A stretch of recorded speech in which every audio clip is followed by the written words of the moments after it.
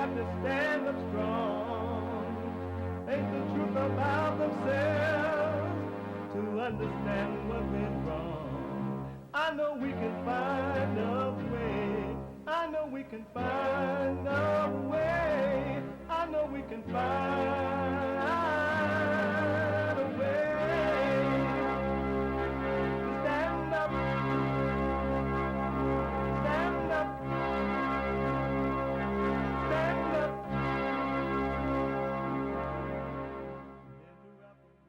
Uniting the races with truth. Instead of dividing them with lies, we're also rebuilding the family by rebuilding the man. I am Jesse Lee Peterson. Welcome to the show. Thank you so much for being with me. I do appreciate it. You can get involved by calling 888-77 888-7753-773 888-77-JESSE. This year is election year, midterms, and Republicans are fighting to take over both houses. Democrats are fighting to do the same. Very, very interesting times, folks. It's time to get involved. I have with me Delario Robinson, Democratic Club President.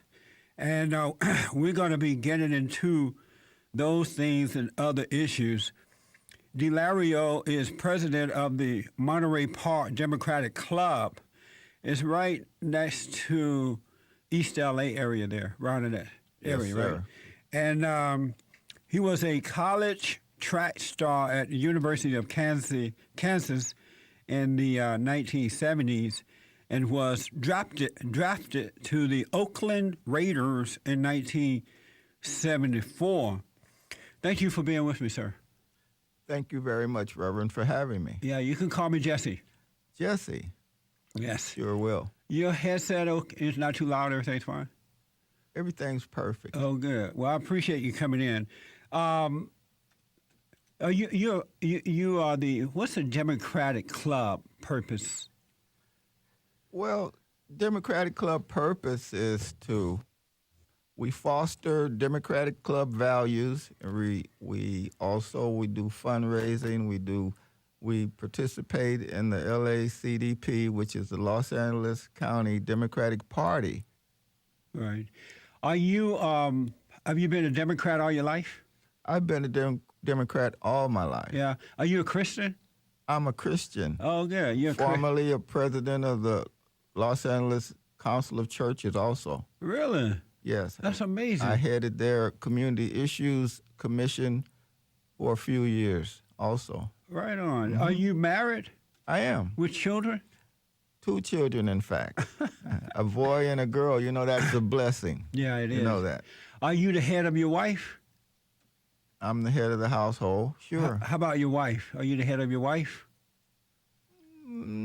She's got a head of her own, but you know, I do assume the male role, the biblical male role of strategy and planning and rearing the children with discipline, right, and obedience, you know, to God. Yeah. And are you the head of your wife? She has her own head, but we're a team, and we function as a team. How long you been married? I've been married to 18 years. 18? And are you the head of your wife? I believe so. Are you the head of your wife? I know you don't really mean to be redundant, but right. I believe that's the way we have it. We have a traditional marriage. You're not sure if you're the head of your wife or not? You know, I don't want to be her head. Why not? I want her to be an individual, and I want her to love her husband and love God, number one.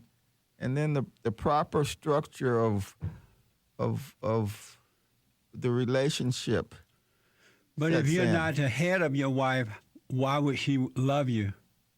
If I'm not the head of her? Yes. Why would she want to love you? Well, because according to the scripture, you're the head of your wife, and then she can love you. Women don't love men who are not their heads.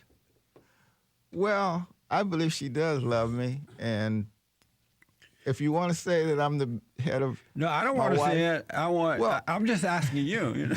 It's not what I want to say. well, you feel like you're the head of your wife. No, You are the head of your wife. no, Okay. So you're not married? right. Oh, okay. And so one more time, and then we move on. Are you the head of your wife? I believe so. If you want to say that. No, not if I want to say it. You know, I don't really. That's not something that I want to say because she has a head of her own. So is that one rule of God that you left out? He told you, he said that men are the head of the wife as Christ is the head of the church. So you don't want that particular rule? You want to take that out? We can remove it from the Bible. No, I don't want to remove it. I believe the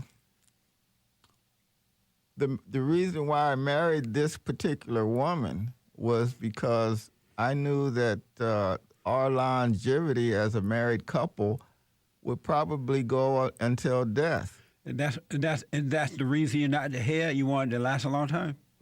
No, I am the head. Of your wife? There's no doubt about it, but I don't really have of to. your wife? Of my wife. Yeah. You're not the head because you want the marriage to last a long time? I am the head because I want the marriage to last a long time. That was the whole premise. Why are you a Democrat? Well, I love democratic values. Like what? Well, being a Democrat, you know, all through the political struggles in the 60s, I grew up through those days. The Rosa Parks era, the John F. Kennedy era, the Bobby Kennedy era, the Martin Luther King era. What values of the Democratic Party that you want to hold on to, that you like? The fairness, the... Fairness in what? Democrats are fair. In what way? Well, reaching out to the gamut of people here in the United States, especially. In what way? Well, in every way. A Democrat, you know, we all through the civil rights era, it was the Democrats and the Democratic Party that saw fit to bring the new standards in civil rights, as far as the Johnson administration, as far as John F. Kennedy. Those were the days. And the Democratic Party, these men, these presidents were leaders of the Democratic Party, is why they got elected. But they were not fighting for the freedom of black people. Republicans fought for the freedom. Al Gore's father fought against civil rights for black Americans. Democrats were not for it. Republicans were for it. Democrats fought against black freedom. Well, I'll tell you something. As far as the two Democratic parties are concerned, the Democratic... There are two Democratic I parties? mean, the two political parties are concerned. Thank you, Reverend. You can call me Jesse. I believe that the Democratic Party offers African Americans and all minorities and all people, for that matter, a better opportunity to present themselves as a political entity. How? Well, you know, for example, you have Barack Obama as president. Now, on the Republican scene, I see not even in a dream right now do we see a African American stepping forward as president of the United States representing the Democratic Party. The Republican Party, you mean? The Republican Party. Have you heard of Herman Cain? I've heard of Herman Cain. He ran for president. He's black. Well, he did a good job, but he didn't really have the image of representing the totality of America that Barack Obama has. But he still is a black Republican who ran, and the Republicans were for him. At least the voters were. How about Alan Keyes? You ever heard of him? Alan Keyes. He ran for president as a Republican. I saw Alan Keyes. Did you vote for Alan Keyes? I respected Alan Keyes, and I respected Herman Cain. And both are smart men. Well, they were, but they didn't have the persona that a Barack Obama has. And what is that? bright, intelligent, charismatic, someone that's ready to make some real good decisions when presented. Those. Let me take a break. We'll pick up on that. Sure. 888-775-3773. 888-77-JESSE. Back in a moment. 888-775-3773. 888-77-JESSE. We'll get to your calls here in a minute. Talking with Delario Robinson, and he is the president of the Democratic Club, Monterey Park Democratic Club. You said you're a Christian, married man with children, and you think that you voted for Obama, or that he is smart, intelligent, he makes good decisions, right? What good decision has he made since being in office? Well, actually, he's gotten our country out of a depression that was largely induced by the preceding presidential administration, the Bush administration. Give me proof of that. Well, you know what? It's not my job to prove it. I mean, it's not your job to prove that Obama have gotten us out of depression? Oh, no, that it was induced by the Bush administration, the few wars that we had, just the avalanche of financial debt that we had. And I believe Barack Obama did an outstanding job in getting our system back together and our economy back together. Give me proof of how Obama has gotten us out of depression.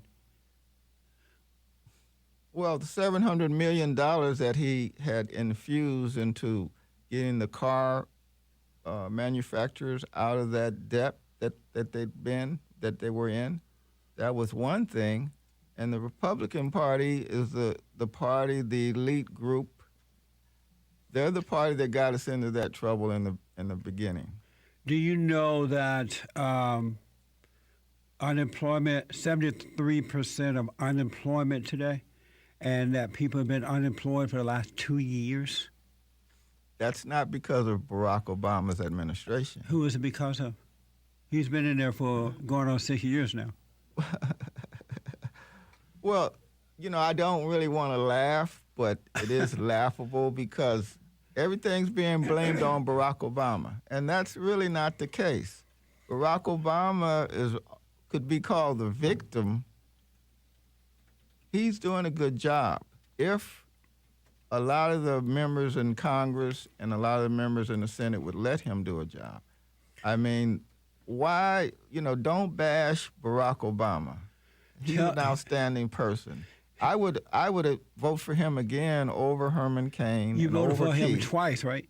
Yeah, okay. Each and every time. And so 72% unemployment rate in the country today. People have been unemployed for the last 2 years under Barack Obama. He's been there for 6 years now, going on 6 years, and he's not to blame for that? That's not because of Barack Obama. Who is it because of? It's a political strategy, if it's anything. Who is to blame for it?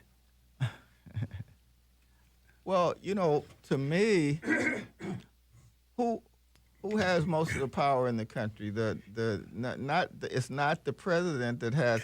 Who the is to president blame is trying for to do unemployment? Who is to blame for unemployment 6 years later? The president is responsible for political power and making those political decisions.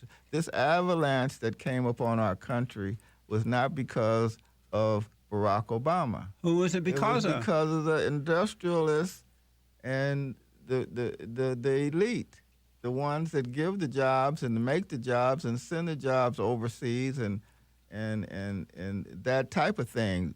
We don't have the proper manufacturing in the country So you're anymore. saying Obama is a victim?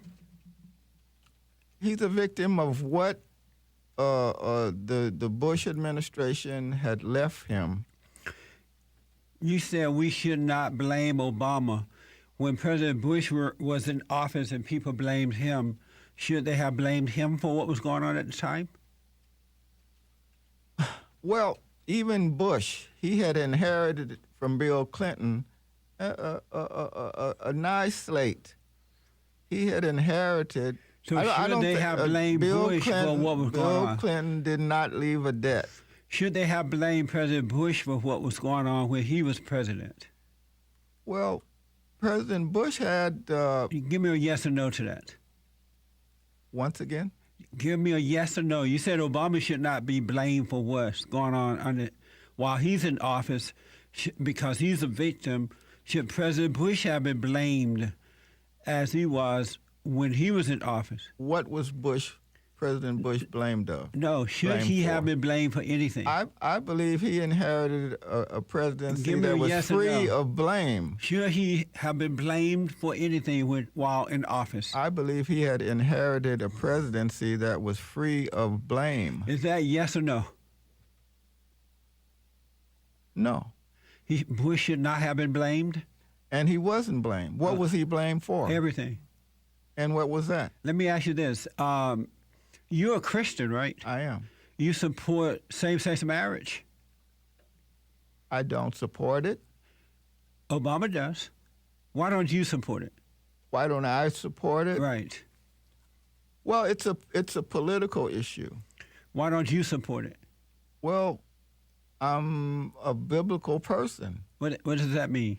It means that I have deep Christian values. And what does that mean? That means that I'm a heterosexual. I'm married to a woman. And so same-sex marriage is wrong? Well, politically, I'm going to say that it's the way that politics is going. Is same-sex marriage wrong, in your opinion? As far as I'm concerned? Yes. Well, I'm going to say that it's not wrong, but it's not right. Now, that's as political as you can be. So, in your opinion, is same-sex marriage wrong? Well, let's just say that, in my opinion, I would not have supported same-sex marriage. Is it wrong? In my opinion, I would not have, I would not have backed same-sex marriage. Why not? Because I believe that marriage should be between a male and a female. So is same-sex marriage wrong? I'm not going to say it's wrong. I'm not going to say it's right. Why not? I believe I'm a heterosexual and that I believe that a man should be married to a woman. Would God say that is wrong or right? Would God say? Does God say it's right? God has said Right. that it Does was God- wrong. So what do you say then? I'm saying that a marriage should be between a male and a female. Why can't you say that is wrong or right? Because we're already enacting laws that say that marriage between homosexuals or gay people is okay. Are you afraid to say if it's wrong or right? I'm not afraid to say anything. But is it wrong or right? Listen, I'm asking you that. Is it wrong or right? Jesse, I'm political, and I'm trying to be a person that's saying something that I really believe. And I really believe that a heterosexual marriage, a marriage should be between a man and a woman. But you won't say if it's right or wrong. Wrong. No, You won't. I've said. How about abortion? So let me ask. Obama support abortion? Same-sex marriage. He says that he's a Christian. Well, he is a Christian, and I'm a Christian. Could a man of God support same-sex marriage? Well, we are men of God, and we evidently are going to go along with what the needs of the society are. So society needs same-sex marriage? Or if society is demanding same-sex marriage, I mean, even if it's wrong, being political, it's not your own beliefs that you're representing.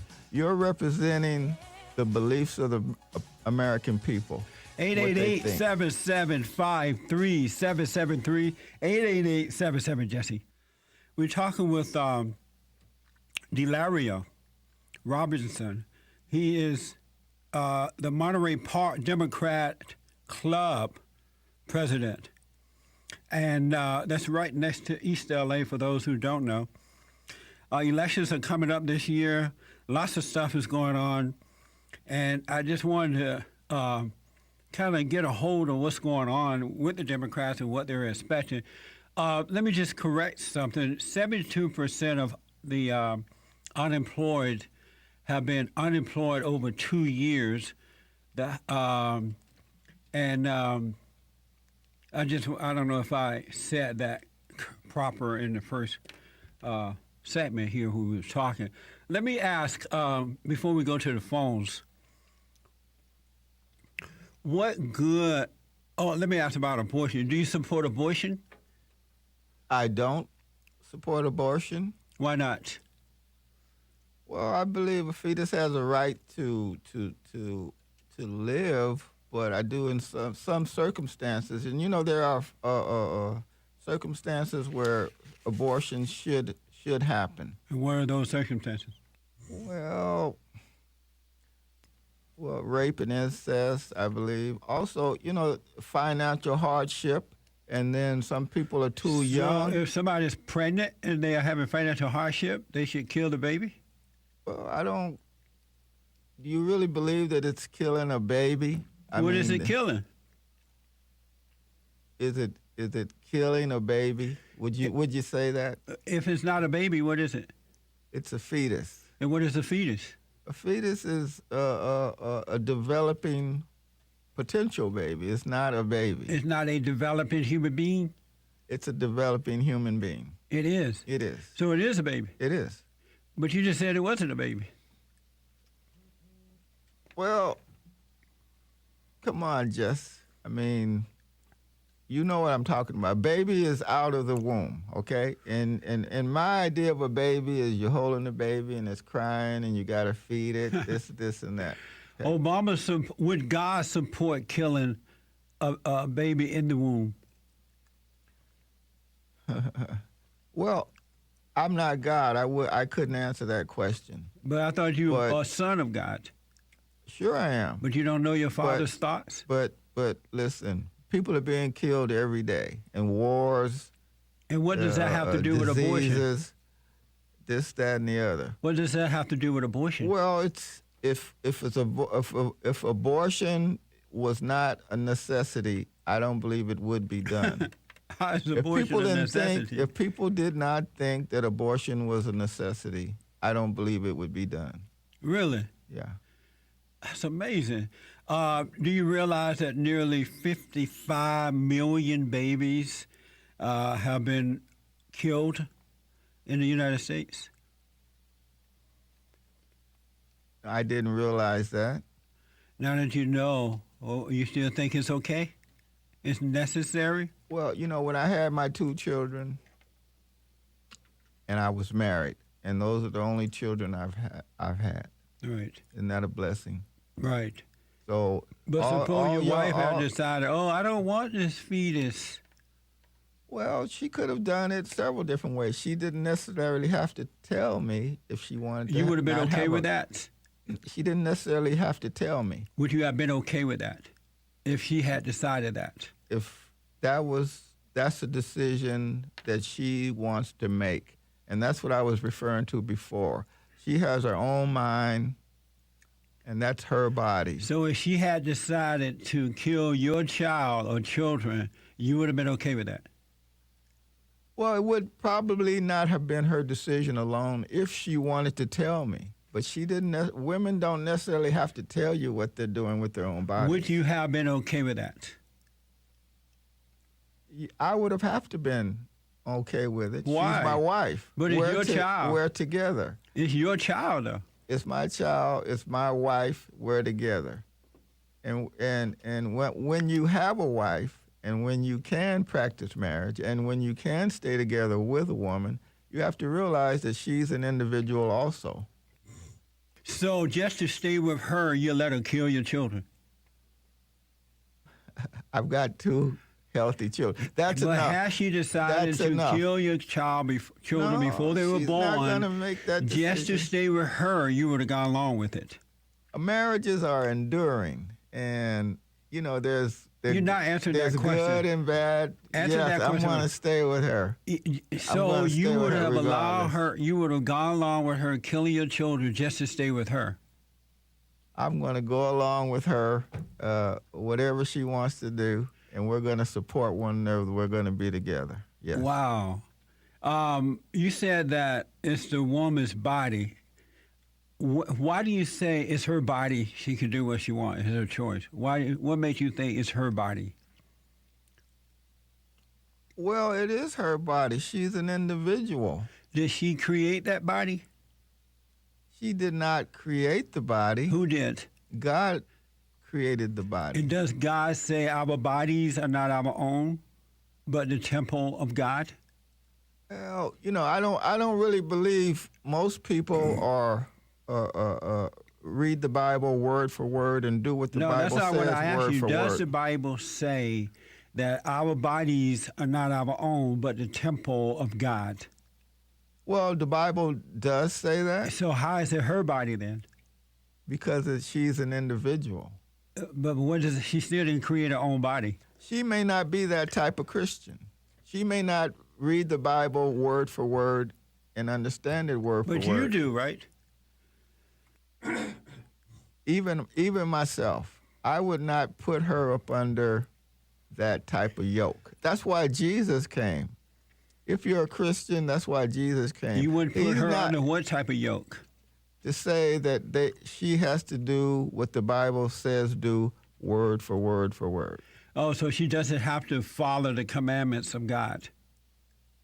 She does in some respects, but not in all respects, because no one does. So did Jesus come so that women can commit abortions?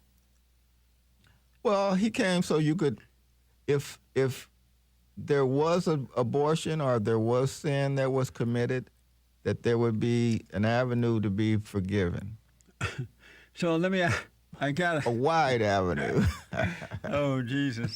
I want to move forward. So you're a Christian. You are the head of the Monterey Park Democratic Club. Tell me something good Obama has done for the country. Well, he's really raised the political image of the United States of America. Are you joking? No, In what way? I'm very serious.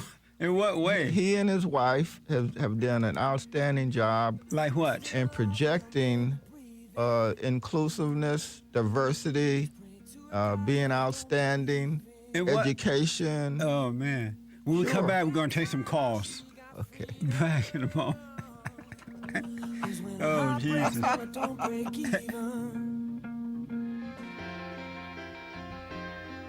Let me ask, you know who Maxine Waters is, right? Yes, I do. You ever heard of you've seen her before? I've seen her at a lot of the Democratic functions. Do you agree with me that she is the wicked witch of the West? No, I wouldn't. I don't use terms, derogatory terms. And anyone that's reached the position that Maxine Waters has reached, you have to tip your hat off to her. Oh, yeah? Yes, uh-huh. This is, has she done anything good for South Central? Well, I don't know exactly what she's done and You know why, right? what she's doing, but she's, in my opinion, she's a good representative. Would you want to be married to her? I've seen her husband. Yeah, don't you pray for him every time you see him? No, I think for I'm her. sure you fall on your knees for him every time. No, I forget his name, but I know he. Sadness. No, well, he's a pro player, and he. You heard of Hitler before, right? I have. He reached a high position. Should we tip our hat to him too? Well, you know what I mean. I mean, being an African American is difficult enough, and What's difficult about being a black man? What's difficult? Well, for me, nothing's real difficult, but the system has a negative propensity it's the system is what it is. I see nothing difficult by being a black American. I love being a black American. Oh, you just said it was difficult. It is sometimes. I mean, not because of. Oh, let me ask this, and then I got to take some calls. Go ahead. Do you believe that the Clippers owner, Donald Sterling, is a racist?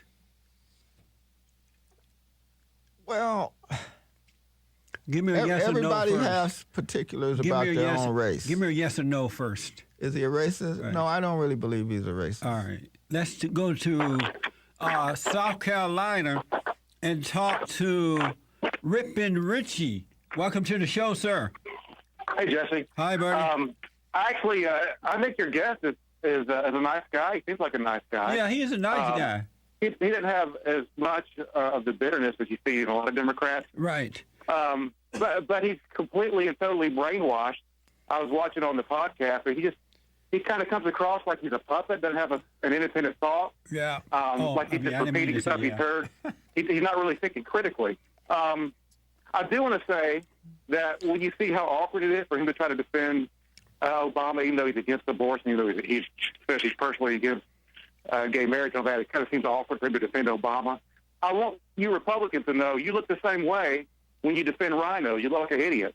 That is so true. So let's all, let's stand on principle and quit repeating sound bites. I absolutely agree. How do you respond to that? Well, was that Richie? Yes. Well, Richie Delario Robinson was never a puppet, will never be a puppet. Being political, you have to take into account that you're representing people, and you have to do things for the whole good of the predominant view of what the people want. Yeah, see, that's what I'm talking about. It's just a bunch of gobbledygook. How about thou shalt not kill, and thou shalt not steal? I mean, that's going to take care of most of our problems. It's all full of platitudes. Well, Jesus came... Political nonsense. He said, think not that I am come to destroy the law or the prophets. I'm not come to destroy, but I've come to fulfill. And that's Christian faith is upon him, Jesus Christ, not upon the law of Moses. Okay, and so murder should be legal or should it be illegal? There's murders every day, and it should be illegal. Okay, that's all I'm saying, man. What's up with going off with all this stuff about Jesus came to fulfill the law? I mean, that's just, come on, man. How is letting evil run wild fulfilling the law? Let evil run wild? How is that? Allowing evil to run wild. How is that fulfilling the law? Well, evil runs wild every day. And you just have to be a person of God, and you realize you're in spiritual warfare as well as. Do you know that every day 1,800 black babies are aborted every day? I didn't know the statistics. And how do you now? This is according to BlackGenocide.com. So should we just let that happen because it's fulfilling the law? Well, it's happening. Do we have laws against abortion? Should we just let it happen because it's fulfilling the law? But do we have laws against abortion? You're not answering the question. And or is it illegal? Should we let that happen because it's fulfilling the law?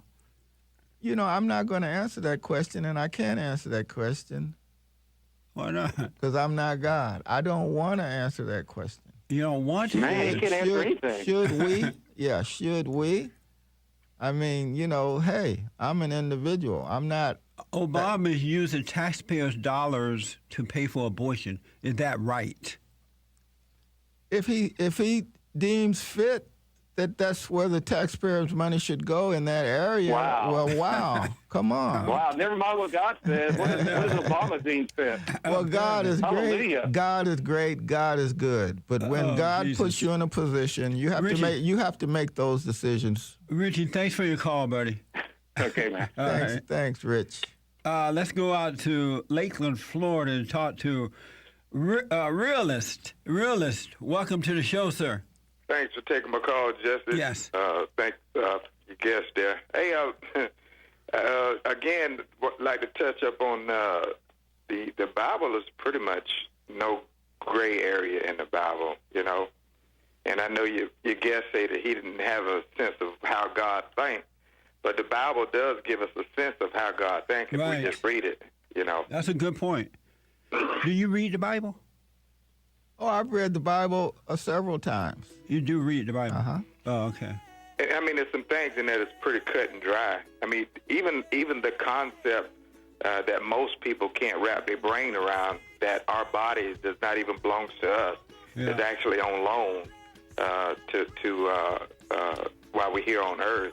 That's right. We actually belong to God. Every iota of us. That's right. I got to take a break. Do you have a website or anything you'd like to give out? No, I don't. It's just the Monterey Park Democratic Club operates up under the umbrella of the LACDP, which is the Los Angeles County Democratic Party. Are you going to stay a Democrat after this interview? Sure. I'm not a chameleon. Email, Facebook comments are coming up in the next hour. Jarvis out of Nashville, Tennessee. Welcome to the show, sir. Hey, I'm going to go and get to it. He say his wife and individual, the book say that we become one flesh. That's number one. Number two, he said he's not the head of his wife when it clearly said that we should be and they should be submissive to us as they are to the Lord. I'm trying to figure out where did he get his programming from and why. Well, first of all, my wife is an individual. She does have her own mind. She does have her own thinking process. We do think together, and then when we have to consolidate, we have to the decision has to be made. So let me get this straight. We make it together. So let me get this straight. That means y'all only married sometimes then, huh? No, we're married all the time. How about two should become one? Well, orthodox, I mean, word for word. I mean, we could say, hey, the Bible is written. Now, what if God wanted to write a new Bible? No, okay? Man. What if God could he use you or could he use Reverend Jesse to write a new Bible if he wanted to? I think being a Democrat is a mental disorder. I believe so. It has to be. Well, Democrat, we have it's a great life being Democratic. I mean, we have votes. Even our system is democratic. No, he said being a Democrat is a mental disorder. Well, you could also say that about being a Republican. How's that? How so? Well, come on. Now, being a Republican, share the wealth with the rest of us. You know what I mean? Please. Come on. You're saying that in unemployment this, unemployment that, unemployment this. So you want the wealthy people to give you some of that money? Unemployment is mainly because of the result of the Republican Party's There are more wealthy Democrats. Right quick, let me tell you something. Go ahead. With me, I got an arm that doesn't bend. They try to offer me disability. What did I do? I went out and went and found me a job, worked instead. I don't want a handout, but how come they can't do it? How come the unemployed can't do it? I'm legally by the government standards disabled. I decided not to take disability and decided to work. John, I'm so sorry. I'm out of time, buddy. I got to run. The rich are Democrats. Thank you for coming on. Thank you so much for having me, Reverend. That was fun, huh? It was, Jesse. I'm going to get back to all of your calls and your D-Lives and your Super Chats here in a minute. I have with me Dr. Mark McDonald. And earlier this week, or maybe last week, we talked about, I believe it was an article he wrote. And was it an article, Nick? Yeah, an article that he wrote about depression and all that good stuff. Dr. Mark McDonald is with me now. He's a clinical psychiatrist and medical legal expert specializing in family therapy. And I wanted to talk to him about that article and a few other things as well. Dr. McDonald, thank you for coming on. I appreciate it. Good morning, Jesse. Thanks for having me on. Yes, sir. Exactly what do you do to help families? I'm a child and adolescent psychiatrist, which means that I evaluate and treat children and young adults for emotional and mental illness. While I'm doing that, I also work with the parents, so it becomes a family project. Oh, okay. And do you work with the father, mother, and child, or just the mother and child, or the father and child, or children? I welcome all the parents who are available to attend, including the mother and the father, but for a lot of reasons, as you can imagine, there's only one parent available or willing to come in, which makes my job a lot harder. Yeah. You wrote, according to you, Americans are suffering from delusional psychosis and especially concerning the virus. But before I get to that, what is the primary cause for depression and suicidal thoughts and all that crazy stuff for children? What's the primary cause? Well, children have been suffering from worsening anxiety and depression for a number of years. My belief from my clinical work and also from my studies and keeping up on research is that the primary reason is disconnection from relationships, from people, from contact with human beings, and a reliance on digital media, social media, gaming, essentially isolating non-human interaction-based activities. The children that you are seeing so far, are most of them coming from two-parent home or one parent? I practice in West Los Angeles, which is a pretty, it is a diverse area in terms of race and income, but most of the people that come to see me tend to be in the middle to upper class in terms of socioeconomic groupings. I worked for quite a while, though, at the LA County Department of Mental Health Juvenile Justice Program before I opened up my private practice. And when I went there for the first 2 or 3 years, I saw a lot of primarily boys in pre and post adjudication settings, meaning basically kiddie jails and kiddie prisons. And almost to a fault, everyone in that system had only one parent or no parents. Amazing. And that one parent were mostly mothers? It's an interesting question. I always asked this. It wasn't part of anything I had to ask. It wasn't part of my clinical eval, but I did it for myself just to see what was going on in society. I always ask this question. I asked them, where is your dad? Yeah. And with almost no exceptions, I got one of 3 answers. My dad is in prison. My dad is in fill in the blank Central or South American country, Mexico, Guatemala, Nicaragua, or my dad is dead. Amazing. And so mental illness, is it a spiritual issue or a physical issue? Oh, we could talk about that for a long time. You know, this is a very secularized society, especially in urban areas. West LA is probably one of the ground zero areas in the country for secular religion, meaning no church, no synagogue, no nothing. This is not a clinical opinion. This is really my personal opinion, just from having worked with people who were ill for a long time. I think next to the absence of fathers in the home, I think the absence of religion in the community is probably one of the biggest factors in creating mental illness. Have you realized, or do you realize that the mothers are affecting these children in a mental way by imposing her will upon them, her anger, her insecurity upon them, recreating them in her image? Well, you know what happens when dads aren't around? Boys in particular, they don't have a model of how to be a man. And mothers can't show their boys how to be men. They can do a lot of wonderful things, and mothers are absolutely essential to raising children, but they can't model the father for the child. So when the mother tries to become the dominant, strong, income-earning, male, masculine role model, in addition to being the nurturing, maternal, caretaking model, I don't think it works very well. And I think it creates a lot of insecurities in the boys. and it drives them into being hyper aggressive, hyper masculine, masculine in a bad way, where they become very defensive and very easily angered, easily aggressive physically. And I don't think that leads to good self-esteem and a sense of confidence. But the mothers do the same thing to the daughters. She recreate them in her image as well. How is that happening? Well, I think the problem with the daughters is a little different. When you don't have a dad in the home, I think that the daughters don't develop a sense of their value as women.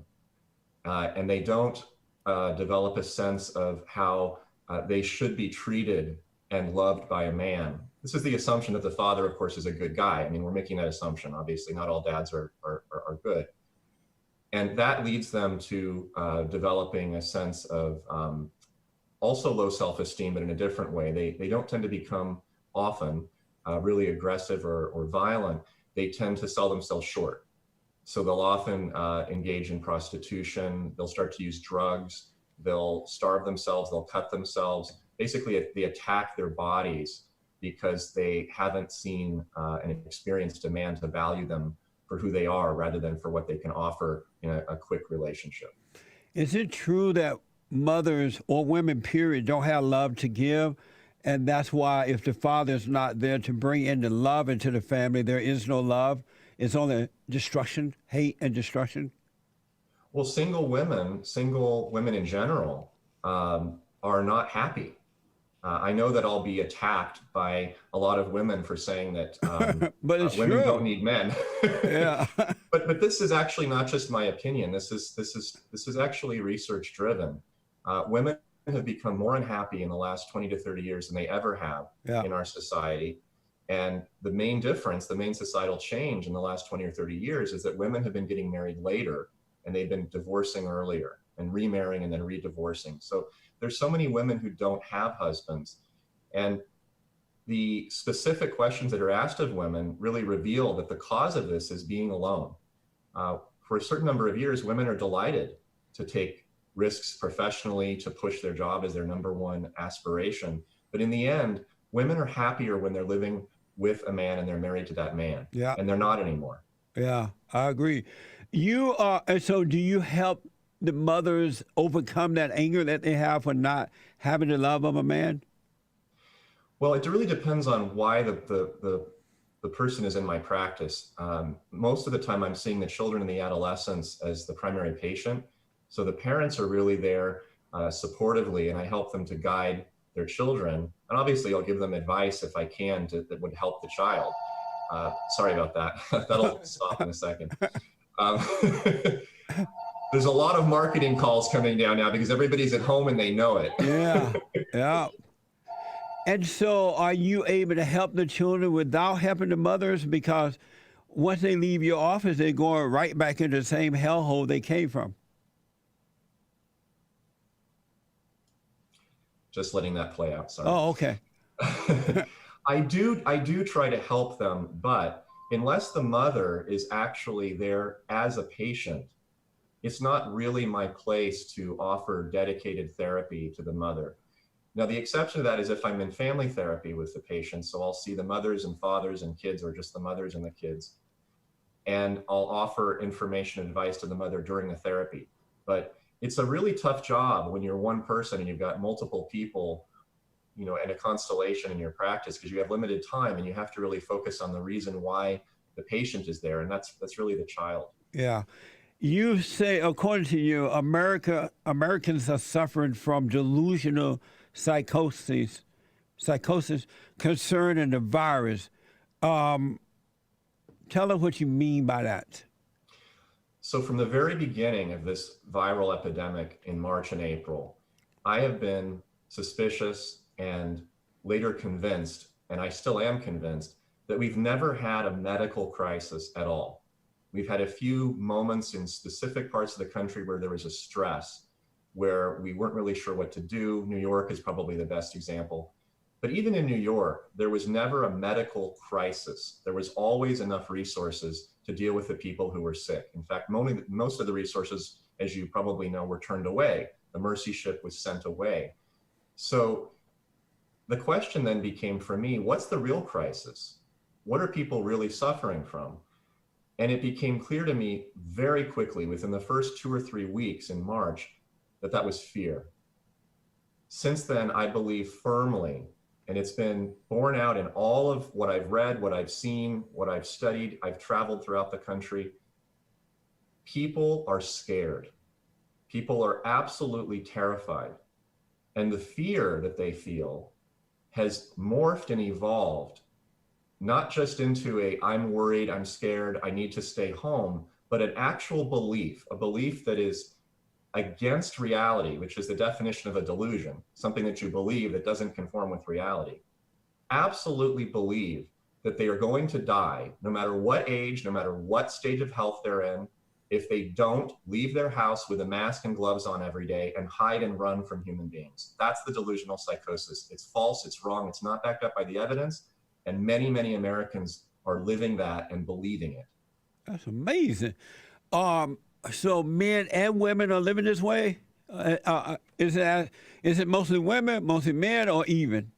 That's an interesting question. I thought about that too. I don't have any research to back this up because this is all very new. We've never experienced this before in our country. It is truly unprecedented. But from my own eyes and ears and my practice, and also what I see out and about in LA and other cities I've traveled to, I would say that more often than not, it is the women who fall prey to this delusional psychosis, and much more strongly than the men. I believe it's part of a hysterical reaction, and part of it is not necessarily bad. I mean, women want to keep themselves and their families safe. That's an excellent instinctual drive, but they're also much, much more easily made scared and hyper protective than the men are. And why is that? Well, I think women are more emotionally driven. And again, people will attack me for this, but this is just true. You know, like it or not, women are driven more by their feelings than men are. And their instinctual drives are to maintain order and safety in the home.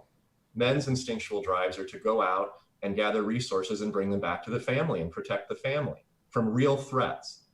If men were distracted by emotions 24 hours a day, they would never get anything done. They would never be able to go out and do anything productive. Whereas for women, it actually benefits them to some degree to be a slightly more emotionally protective than the men do, but not to this degree. What is the solution for women to overcome this? I have thought long and hard about this, and I've tried a lot of different things. At first, I tried being empathic and offering information, education, facts, data, evidence. I'm not swayed by passion. I'm swayed by information, by evidence. I'm a very rational person. So if somebody, even if somebody I don't like, who gives me an opinion or a suggestion that I disagree with, if it's based in reality and it makes sense, I'll take it. What do I have to lose? It's my gain, really. I have not found that strategy to be much effective with most women. There are a few that are on the fence. They're a little intimidated. They might just be going along to get along. And those women, if I give them information, they breathe a sigh of relief and they say, thank you for giving me a reason to actually act in the way I thought was right all the time, but I was a little pressured not to by my peers. But that's about 20, 30% of the women I speak to. The rest are so locked into this psychosis, this delusion, that information doesn't help.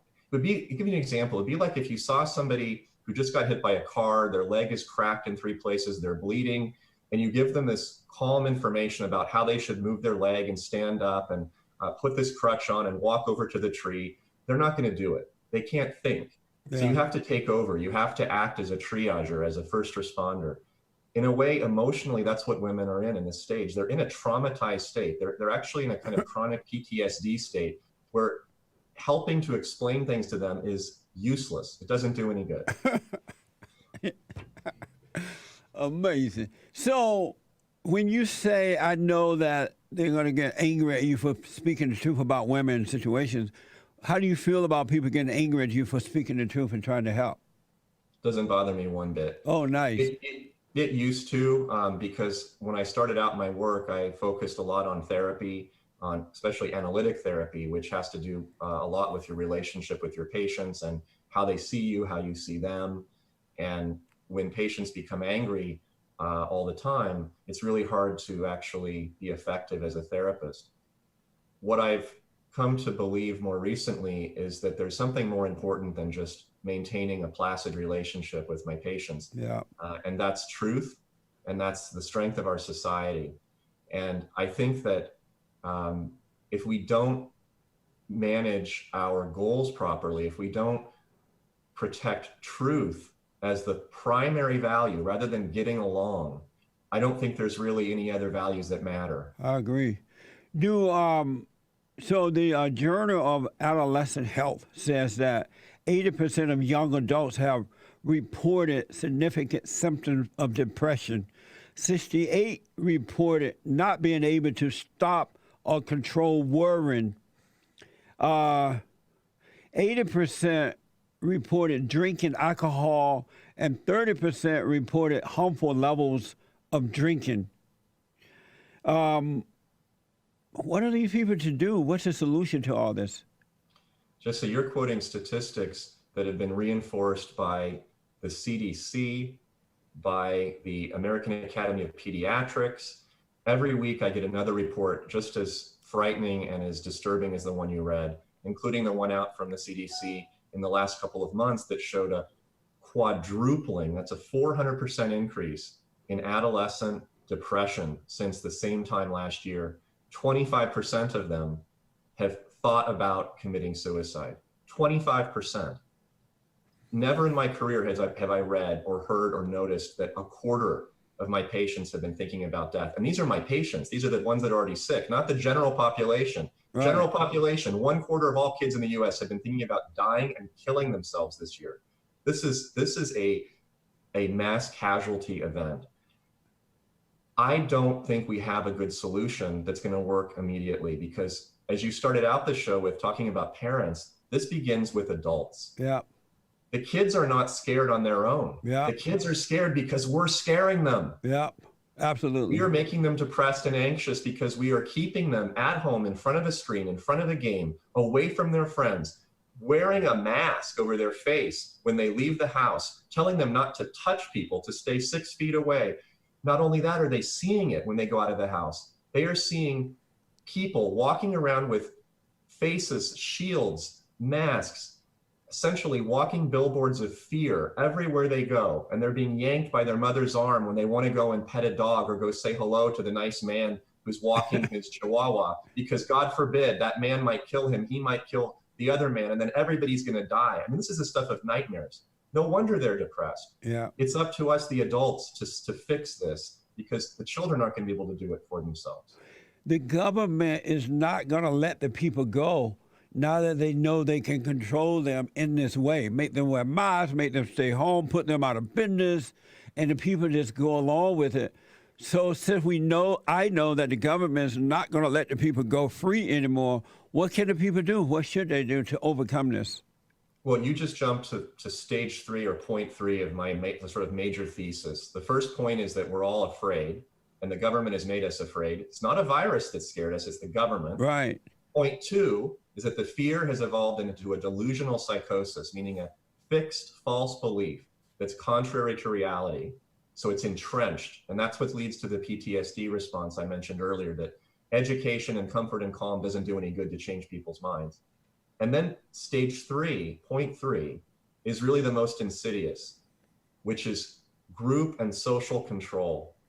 The government doesn't need to control us anymore because we're doing it to ourselves. Yeah. You take your little mask down below your nose as you're walking onto the plane, and you have a passenger say, up, up, up with that mask, raise that mask. You walk into an elevator without a mask on, and the passengers, they look at you in fear and they leave the elevator. Yeah. To make you feel terrible that you did some horrible crime, like exposing yourself in public. You go to a counter and try to pick up a donut or a coffee at Coffee Bean, and you're screamed at. There's cameras up there. My boss is going to see you without a mask, and I'm going to get fired. Don't come in without that mask. And so you do, because you don't want this guy to lose his job. Right. Poor guy, he's just a kid. So this is the kind of behavior that is leading us to feel and truly be controlled by our fellow citizenry. Just like in Mao's China, just like in Stalin's Soviet Union, we're using each other as tattletales, as rats, as methods of control. We don't need a massive police force anymore because we are the police. So what do we do about all of this? This is frightening. This is scary. Well, again, I get back to the first point. We have to advocate for truth, because all of this power and control is only based on one thing. It's based on lies. Now, the people that actually get the power and the control, the benefits of it, it's not you and me. I mean, we might get a thrill if we're sick and we like to, nanny state each other. But where the real power and control benefits lie is with the politicians, the unions, the corporations, the manufacturers of vaccines, the people that are in positions of power who disregard all of the rules, like going to the French Laundry, like getting your hair done, like flying to Cabo and saying, we all need to stay home while you're recording a video message from your timeshare off the coast of Baja in Mexico, like the mayor of Austin did last week. What a mess. These people don't believe this, right, but they're getting a lot of benefits from it. So we are the suckers. All of us are the suckers. We need to get back to what's true and what's real, because that will cause this whole house of cards to crumble, and there will be no source of control or power anymore. Once all of us accept the truth that we're actually going to be fine, we're perfectly safe. We're not any less safe than we were a year ago. The that little Fauci guy and the governor of New York, Cuomo, whatever his name is, they just announced that even January is going to be a dark month. It's going to be, and so they're keeping the people in fear in order to control them. They're never going to let go. They're not. Cuomo just said yesterday that we shouldn't say Merry Christmas. We should say Grinch Christmas. The Grinch is the coronavirus. That's a perfect example of what I'm talking about, because it's a lie. The Grinch is not the virus. The Grinch is him. Yeah. The Grinch is other people in the government like him that keep lying to us and telling us that we're all going to die if we don't stay at home and wear masks, while they go out and ride their bikes and eat and dine and travel. Have fun. You're right. They're not going to let go. Yeah. Because once you're corrupt and you have a position of power and you're gaining benefit from it, you never want to let it go. Yeah. The only way this will go is if these people are scared by a massive uprising in our society that threatens to take away their power and dethrone them. Yeah.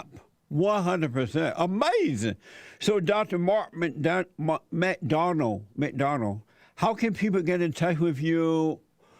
Whatever information you want to give out. I post regularly on my Facebook page and also on Twitter. Everything I post is truthful and honest and evidence-driven, except some of my cartoons that I repost from the Babylon Bee, which are just humorous, but there's always truth in them. Yeah. And my Facebook page is markmcdonaldmd.com. That's markmcdonaldmd.com. It is public, and anybody can look at what's up there. You don't have to sign up for it. I also have a Twitter feed, which is my first letter of my first name, M for Mark, M McDonald, MD. Right. That's M McDonald, MD. And I also have a Parler account. And I believe it's my full name, but I can't remember off the top of my head. But if you type in Mark McDonald, MD in the search field in Parler, you'll find it. And I post on all three of those platforms at least once every day or two, sometimes multiple times a day if there's something good. Nice. Well, thank you so much for coming on. Your information is very important. And I really wish you well and have a good Christmas and New Year's. And it's not going to be dark. It's going to be beautiful. It's going to be wonderful. Yeah. I'm looking forward to a lovely Christmas, a happy New Year, and a glorious 2021. That's right. Well, thank you, sir. Thanks for coming on. Thank you, Jesse. All right.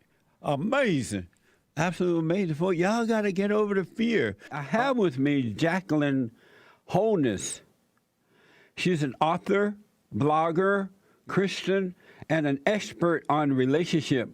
She has a brand new book out. Brand new book.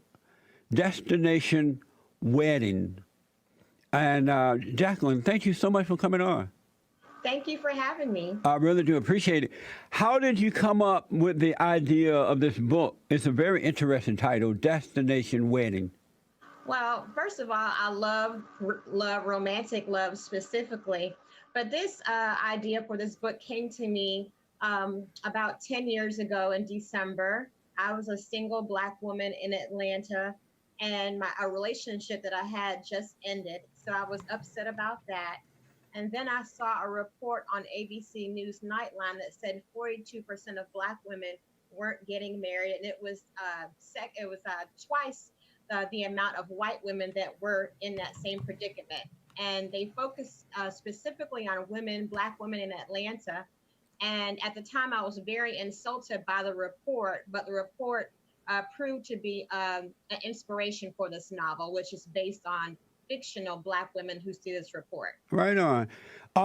And why were you upset about the report? It's a true report. Why were you upset about it?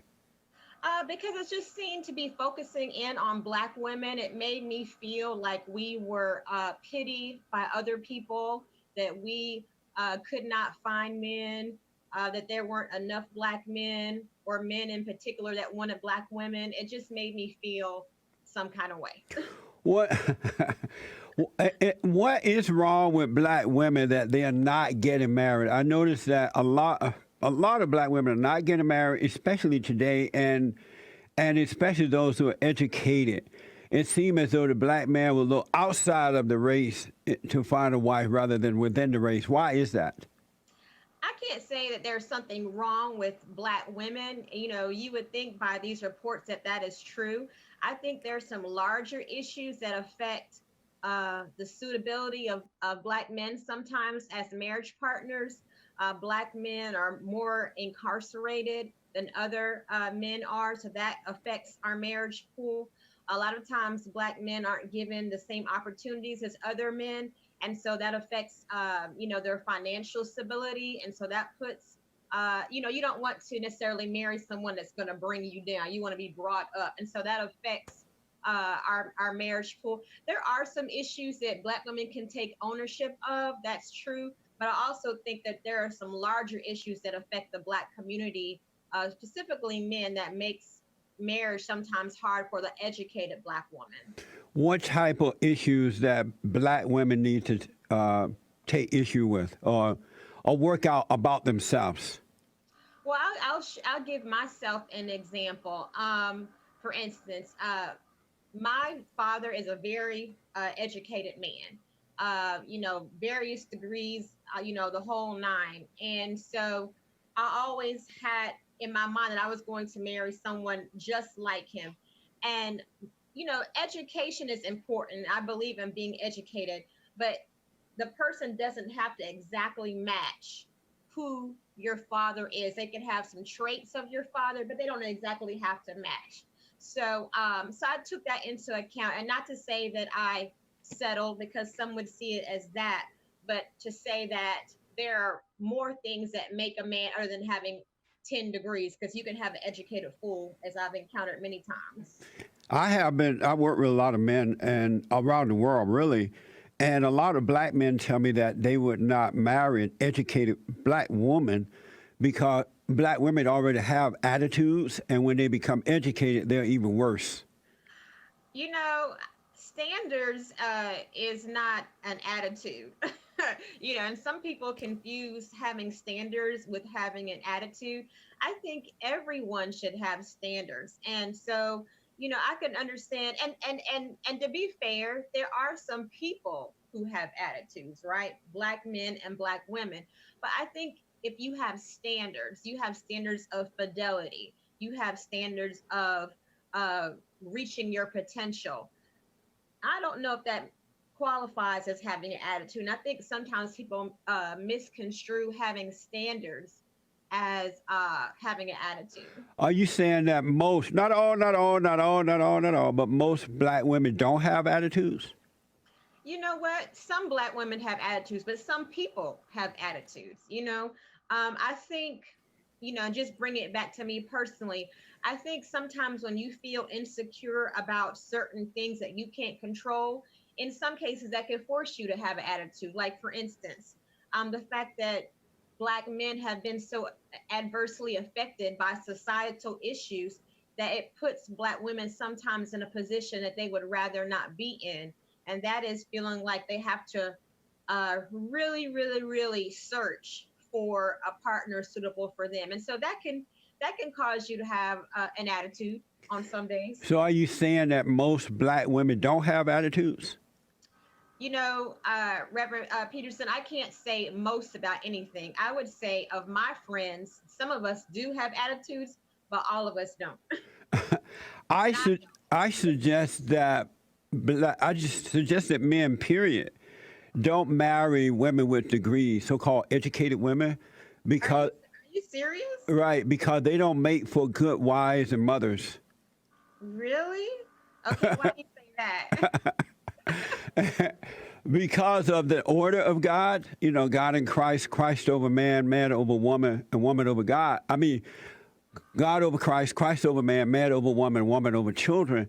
And when you marry an educated woman, she feels that she is God, and she's not going to want to operate in her proper role. And men get married because they want a family. They want that order. But educated women, and especially black women, will not operate in that role. Okay, well, I'm gonna share something with you just to be completely transparent.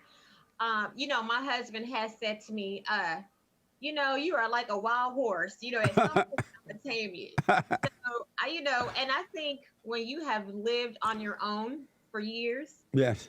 I do think it's harder for you to be in a submissive, type of relationship.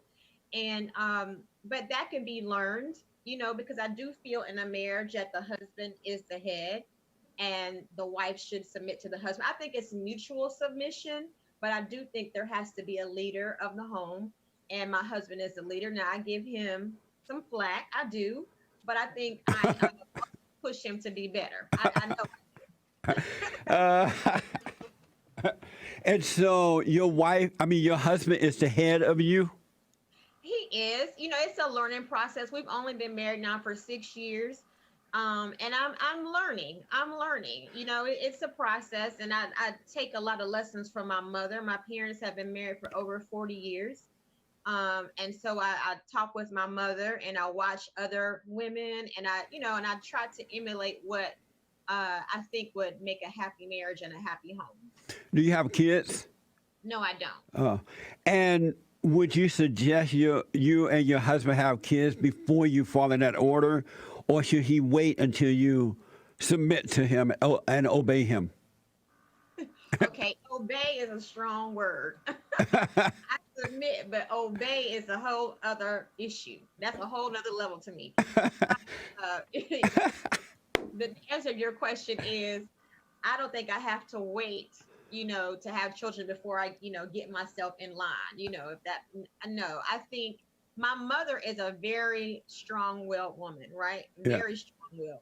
But she submits to my father and is an excellent wife and mother and has been for years. So I think I have a good example of being strong-willed and at the same time knowing my position, if that makes sense.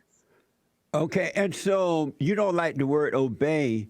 Why don't you like that word? It just makes me think of slave and slave master. I can't be down with the, whatever you like. I'm not down with that. That to me makes me feel like I don't have a mind. But I will say this, because my husband and I are both Christians and we pray together on a regular basis, I trust that as the man that he's hearing from God, and I trust that I'm hearing from God as well. And I think God speaks to us according to our roles.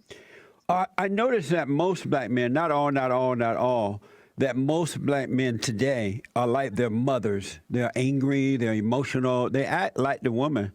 How did that happen? I don't know if that's necessarily true. They act like their mother. Yeah, they have anger, and every man that has anger is a woman. Why is it that so many men, especially in the black community, act like their mothers, and they are controlled by their mothers as well? My husband is not like that at all. My husband, our personalities work well together. I'm emotional and he's emotional. Your husband is emotional? I'm emotional and he's emotional. Well, it's natural for a woman to be emotional, but unnatural for a man. Well, how do you handle your husband being emotional? Well, he's not emotional where he's like tearing up on every occasion at everything. He's emotional in that he's passionate about his beliefs. We are very, we both have passionate ideas. And so I like that. He's not bowing down to me. I'm not bowing down to him. We're equal in the sense of we both have equal ideas. Does he tell you his weaknesses Does he tell you his problems, or he just deal with that himself without letting you know? He shares his problems, and I share mine with him. That's not good. A woman can't handle a man's problem. Do you agree with me that a man should never, ever, ever, ever tell a woman his weakness? I think that would lead to dysfunction. I mean, you want a whole person. I know, but a woman can't do anything about her own weaknesses. She need a man to help her to overcome. How can she handle a man's weakness when she can't handle her own? Reverend, with all respect, You can call me Jesse. weaknesses. Say what now? I can handle my weaknesses, so, I know all about my weaknesses. Do you know how to overcome your weaknesses? I have learned, I've had, I've had weaknesses, and I think I can overcome them. And I think I am overcoming them in the name of God, in the name of Jesus. I am. It would be like Jesus telling a human being his weaknesses. Telling another man what a man tell a woman, because women are very judgmental, and as soon they'll say, "Oh, you don't tell me your problems. How was your day? You never tell me. You don't love me." And as soon as the man is like, "No, everything's fine. All is well. You don't love me. You never tell me, right?" And as soon as the man tells her, she judging for life. 50 years go by, she still remember it. That's immature. I don't do that at all. But most women do that, right? I can't say most women do it. I know I don't do it because I look at men and women as people. Yes, we are male and female, but we're people. But you agree that the man is over the woman, right? Yes. And so why would the head of the woman tell the weaker vessel about his problems? She can't handle them. Weaker in terms of physical strength, but not weaker in terms of mental strength. No, that's not true. Women are very emotional, mentally and physically and the man has to help her overcome that. That's the whole purpose, is to bring her out of that hell she's in. But if he goes into the hell with her, it's just going to be hell in the home. I'm not in hell. I'm not in hell at all. I'm a strong-minded woman. There's no such thing as a strong woman. Weak men, but not strong women. My husband is strong and I'm strong, but we also have weaknesses. Nobody is all strength and nobody is all weak. Really? It's a combination. I noticed that a lot of black men are married outside of their race, as I mentioned earlier. They're married white women and they're Japanese and Chinese.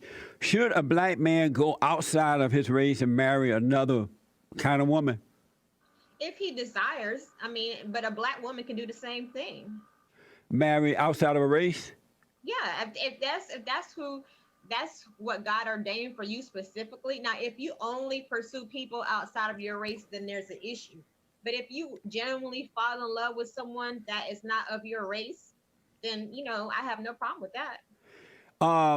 It creates a problem with the children, though, because they don't fit in. They don't know if they should fit in with the blacks or the whites. And the blacks hate the white people so much that they wouldn't want the children to identify with the whites. I know I have some biracial friends, and I have heard about some difficulties with identifying with one race or another. But at the same time, I think every child is going to have struggles, every person. So if it's not that, it'll be something else. Somebody's being teased for some other issue, So if the adults didn't marry, that would be one struggle that the kids would never have to deal with, right? Why bring that on knowing that it's going to be a problem? I think you have to look at that as an individual and weigh the cost of, what you think could happen.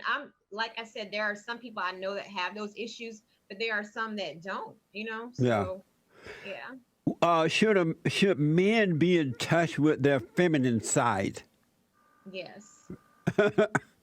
Yes.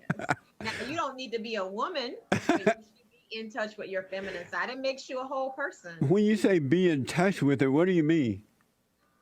When I say be in touch with your feelings, I mean to not be separated from your feelings. Some men think that they have to always keep it together, and they end up being crazy.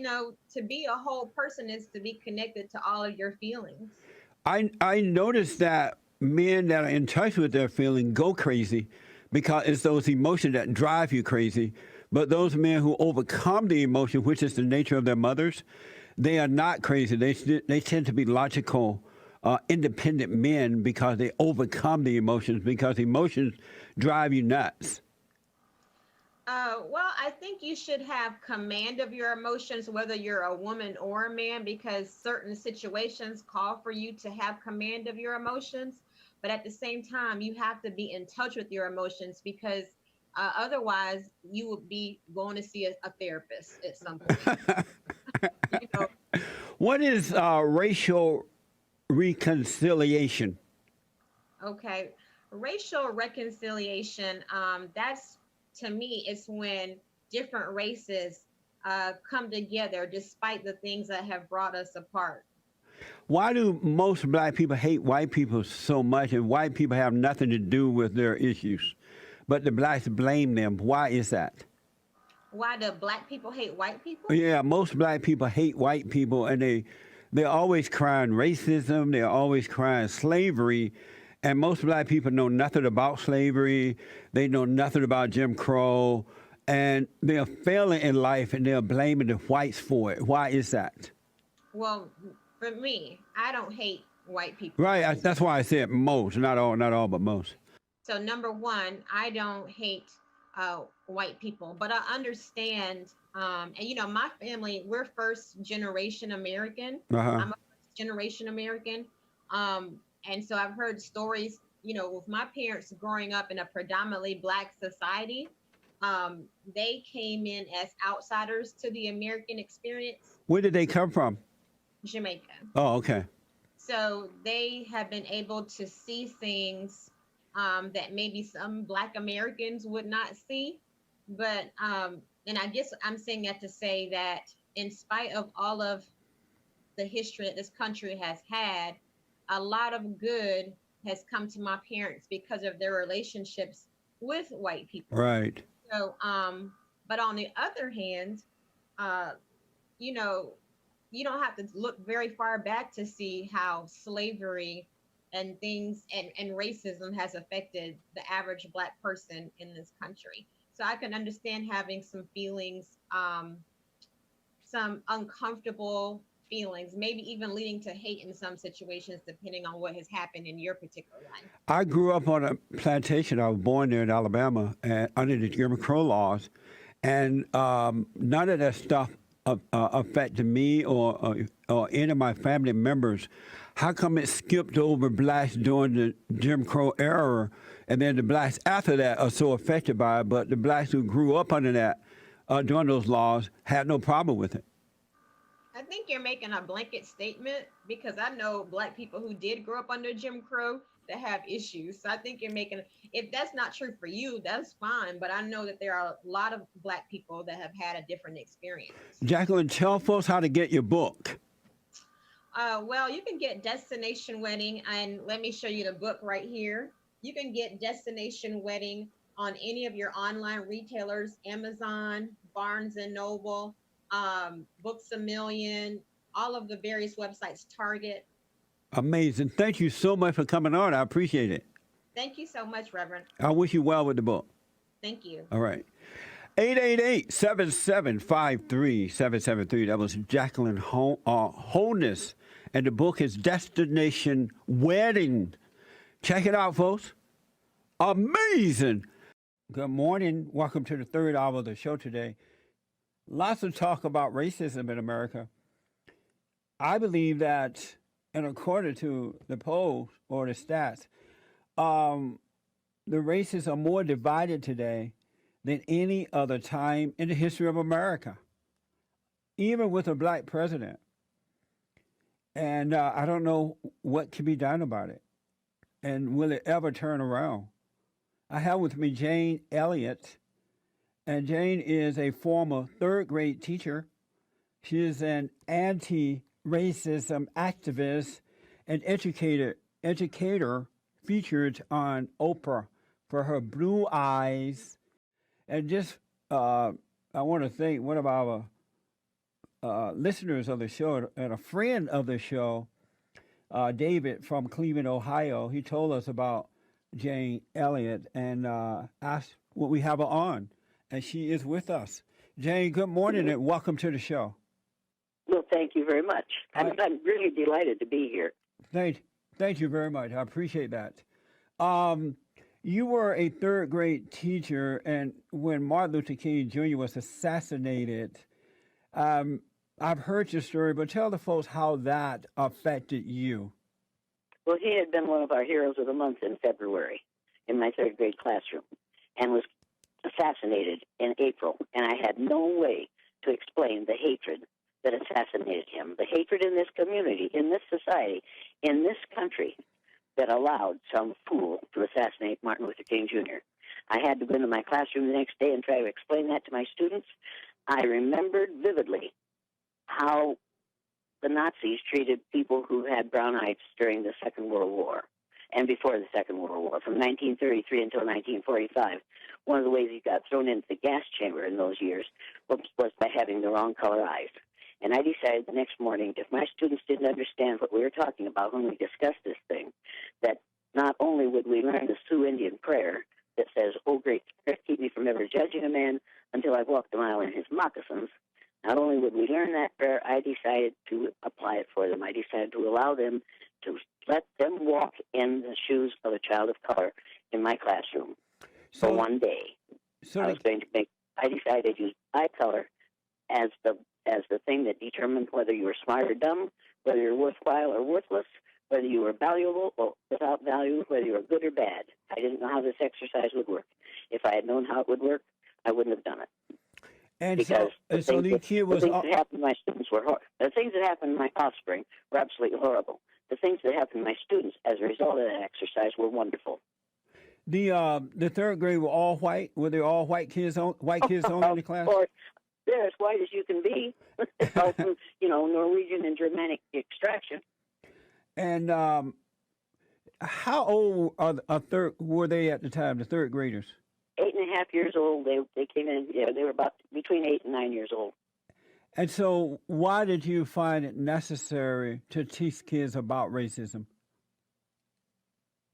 Because my dad would say, a fair thing is a pretty thing, and a right wrongs no man. Racism is wrong. You cannot treat people positively or negatively on the basis of the amount of chemical in their skin and not be wrong. It was wrong. It was in opposition to everything that I believed as a Christian, a practicing Christian. I'm practicing. Someday I'll have it right, but I don't have it right yet. But you cannot. There is no religion, as far as I know of, on the face of the earth that says it's all right to kill people because they have the wrong skin color or the wrong eye color or the wrong religion. So you went into your classroom and you took the third graders, 8 and 9 years old, and you discriminated against the blue eye by being kind to the brown eyes, right? Oh, absolutely. I was more than kind to the brown eyes. I was unkind to the blue eyes. Racism, and we got to stop calling it racism because there's only one race on the face of the earth. We are all members of the same race. We are all descendants of those first black females that evolved in sub-Saharan Africa between 140,000 and 280,000 years ago. So let's deal with the idea that there are 4 or 5 different races. There aren't. We are judging people on the basis of physical characteristics over which they have no control, and it makes no sense. It's time to start calling it what it is, which is colorism. There are 2,500 different skin colors on the face of the earth. I wonder who can come up with 2,500 different names for races. My students had to know that you do not treat people positively or negatively on the basis of the amount of chemical in their skin. They had to know how that feels in order to realize that they must not do that to another human being. Did you just say that all people came from black people? Absolutely. And why do you say that? Because that's a fact. That's the way it is. And where's the fact? The first modern human beings that evolved on this earth evolved in sub-Saharan Africa. They had extremely dark skin because of the amount of sunlight that they were exposed to. Their bodies produced more melanin. Melanin is a chemical that protects your cells from the damaging rays of the sun. And only when people started to move out of that area and move to where there was less sunlight did their bodies produce less and less melanin. It's nothing but a biological fact. People who learned individuals know this. But we still perpetuate the idea of race. It's ridiculous. Well, if that's true, and I want to go back to the classroom here in a minute, but if that's true, what happened to the blacks that they're so corrupt and out of control right now? They aren't corrupt and out of control, all of them. A few of them are. No, not all, you're right. Most, not all, you're right. Yeah. Well, let's quit saying, well, these blacks are out of control. If I were being treated in this country the way black people are being treated, I'd be corrupt and out of control. I'd be out of control, and I'd be as corrupt as the white people are who are doing it to them. You cannot treat people badly. Well, I found while I was teaching third grade, and when we went through that exercise, the thing that scared me the most about the exercise was the day those brown-eyed kids were on the top, they acted the way the white adults in their environment have taught them to behave. Robert Burns said, if some great power the gifts could give us to see ourselves as others see us, on that day I saw in my brown-eyed students who behaving the way they had seen me behave, they were teaching me how I look to other people. Tell the folks what some of the things that day to see. What? Tell the folks what you did, some of the things you did to discriminate against the blue eyes. I made the blue-eyed people sit in the back of the room because everybody knows that blue-eyed people are disruptive and they can't learn anyways. They might as well sit in the back of the room. I made them go last in lunch line because, if they go first, they'll eat too much. I made them I gave the brown-eyed people 5 extra minutes of recess because they're all so bright that they deserve all these good things. I made the blue-eyed people couldn't be role leaders for the day because obviously they couldn't be good leaders. You don't want a blue-eyed person leading you because all blue-eyed people are not to be trusted.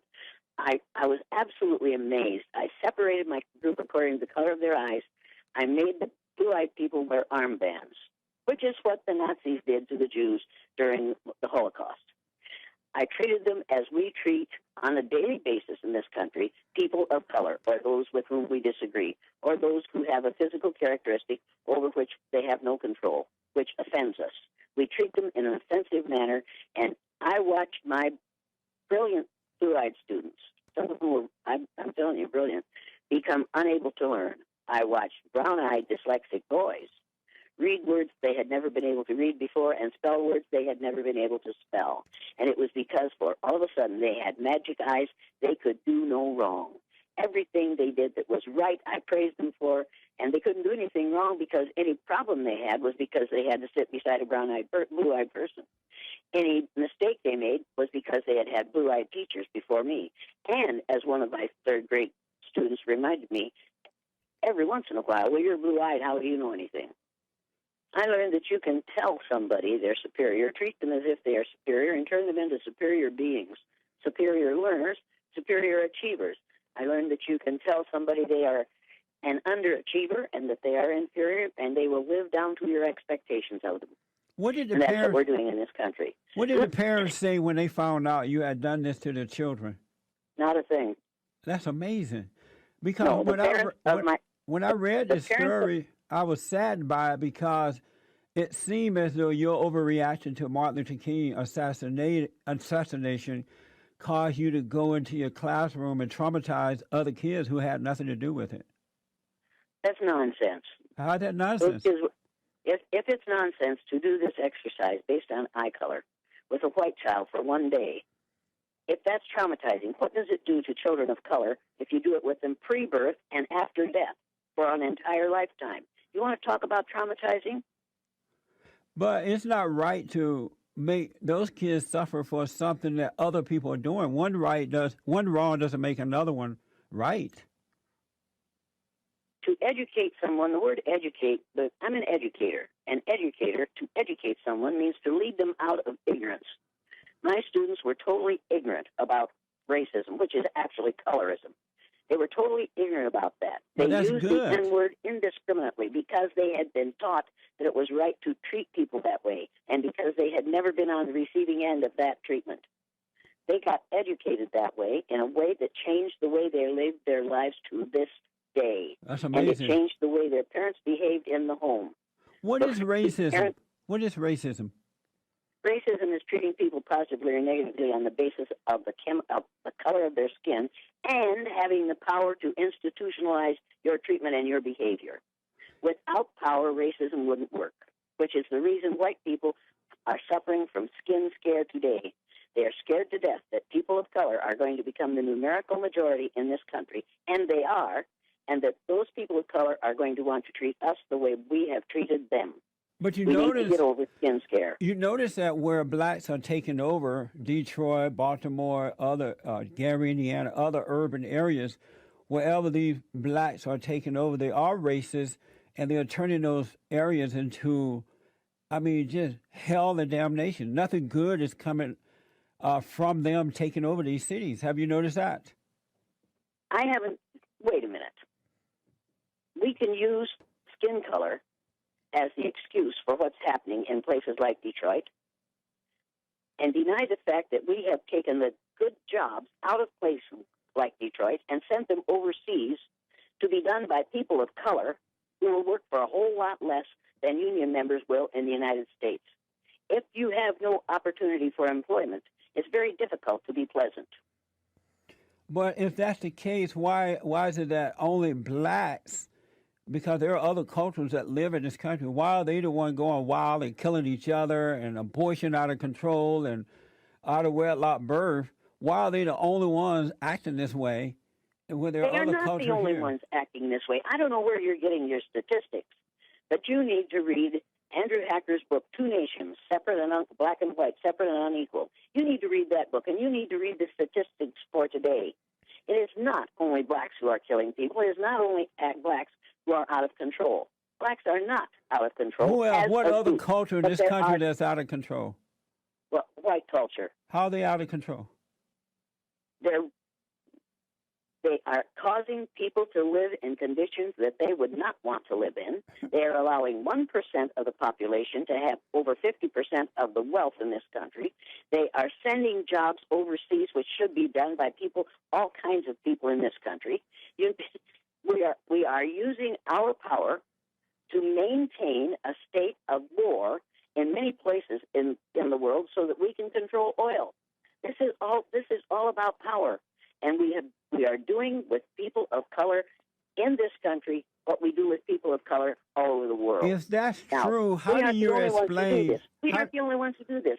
But this country is the one I live in and I'm responsible for, and I have to teach children of all ages that we must not allow the situation to continue in which we blame, in which we talk about a black problem. We don't have a black problem. We have a white attitudinal and behavioral problem.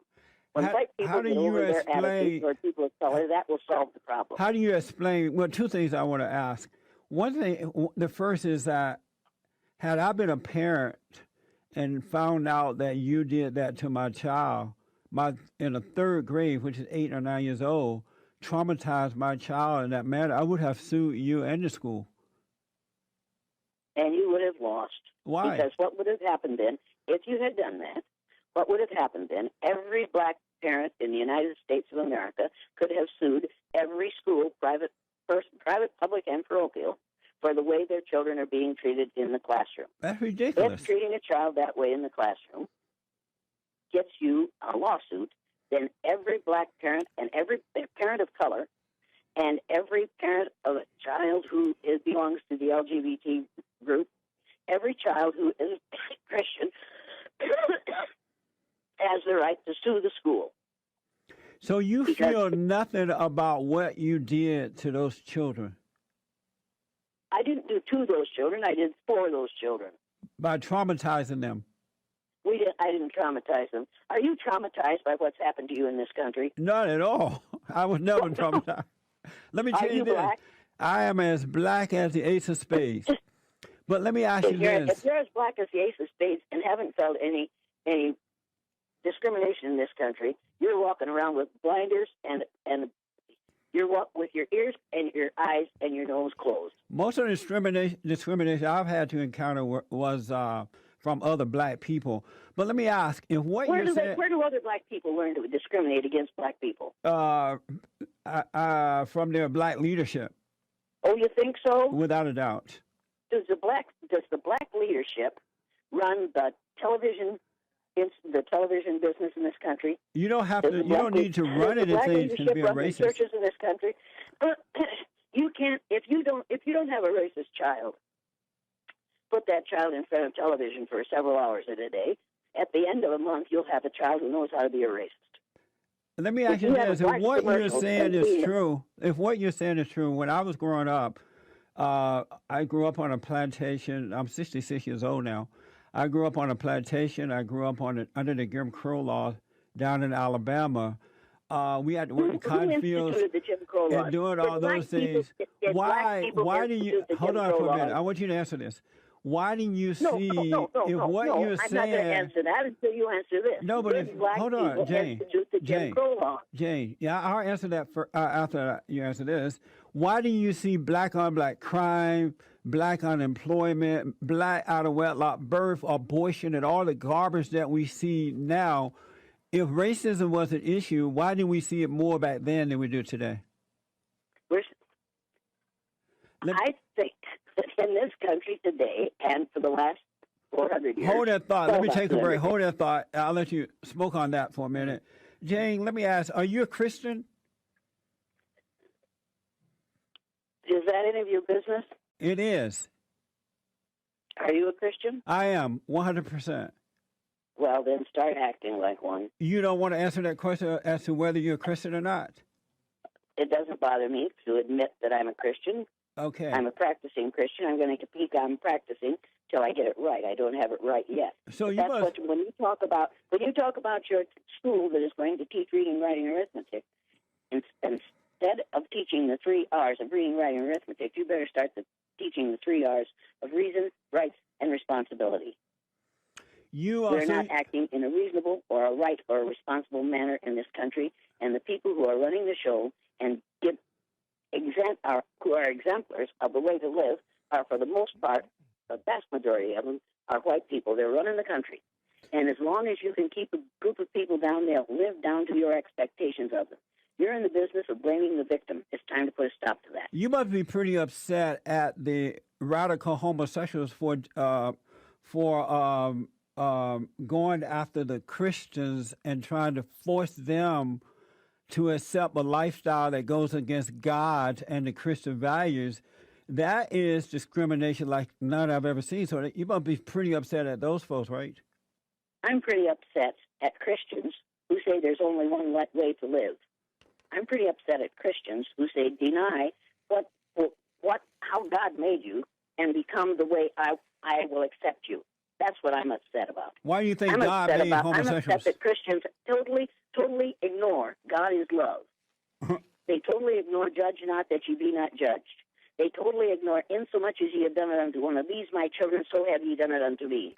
They totally ignore the verses in the Bible which say, when you pray, do not pray on the street corner or in the synagogue as the Pharisees do, but when you pray, go into your closet and after you have closed the door, are you pray upset? to your Father in heaven, and He will answer you publicly. Are you upset at the radical? Are you upset at the radical? Those are not radical ideas. Jesus was radical in His day. Are you upset at the radical homosexuals for going after Christians? I'm upset at radical Christians for going after homosexuals. Oh, you got it wrong. You got it backwards. Well, one of us has it wrong. That's you. Well, that's your opinion. No, that's true. Everybody has an opinion. The opinion Let me ask you this.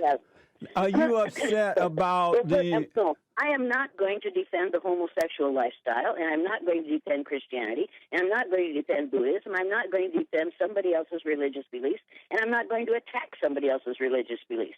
Now, if you want to talk about religion, call somebody else. But you are if you want to talk about colorism and the damage that has been done to people of color and people of all colors, including white people, by the idiocy of believing that skin color makes you a better or worse person. If you want to talk about that, I'll talk about that. Other than that, I'm not interested in this conversation. Jane, calm down. Listen, calm down, call Jane. somebody else. Jane, calm down. No, you explain? You can call me Ms. Elliott. Only my friends call me Jane. You can call me Ms. Elliott. Jane. You've proven that you are not one of my friends, okay? Jane, you're out of control. Calm down. Let me ask. Here. Let me ask you. No one says to me, "You're out of control, But calm you down," are. because they don't like what I'm saying. I'm sorry, but I don't have time for this. I have other things to do. Hold on, Call hold on. somebody else. All Hey, right? Thank hey. you very much. It's been interesting. She's running. She is running. Well, I be darned. That's her picture right there. Isn't she 80-something now? I believe she's 82. Get her back on the line, James. Tell her don't run. Lord. Tell her I'm black. Tell her I am black and not to run. You know what it is for when you're black and you don't go for the crap. They don't know what to do. We're getting her back. At least we're going to try. And see, you ask them real questions about Christianity and all that. She supported the homosexual, but not the Christians. I want to know, why didn't we see all this stuff happening in the black families and black communities when racism really existed based on color only?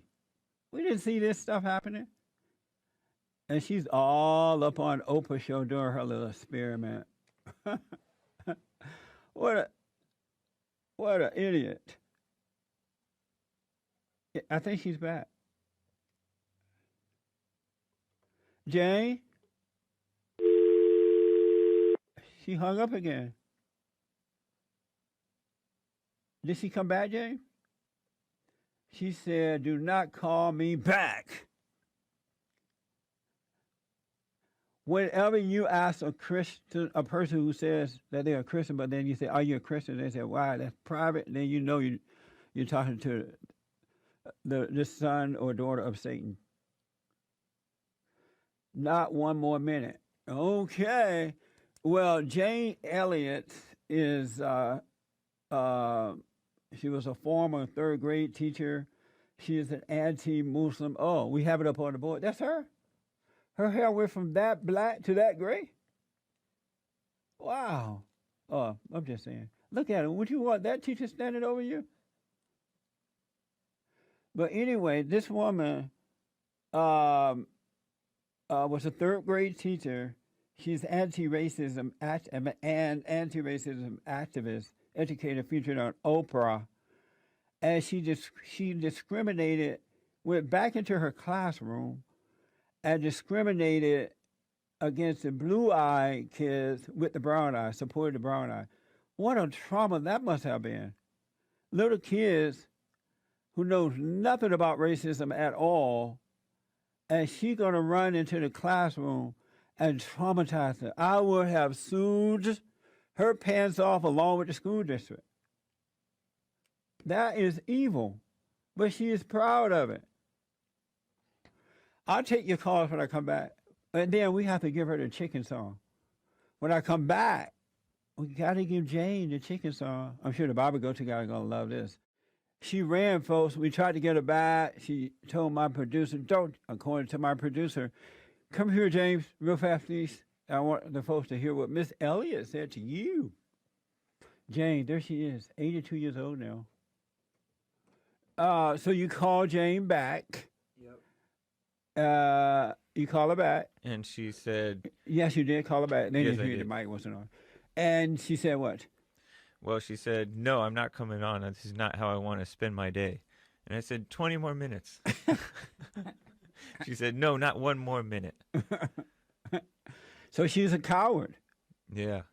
What do you think about this woman traumatizing those third grade kids like that? I think it was... That's evil. Yeah. No, what do you think, though? Well, I was going to say evil, but I was going to also say kind of like misguided.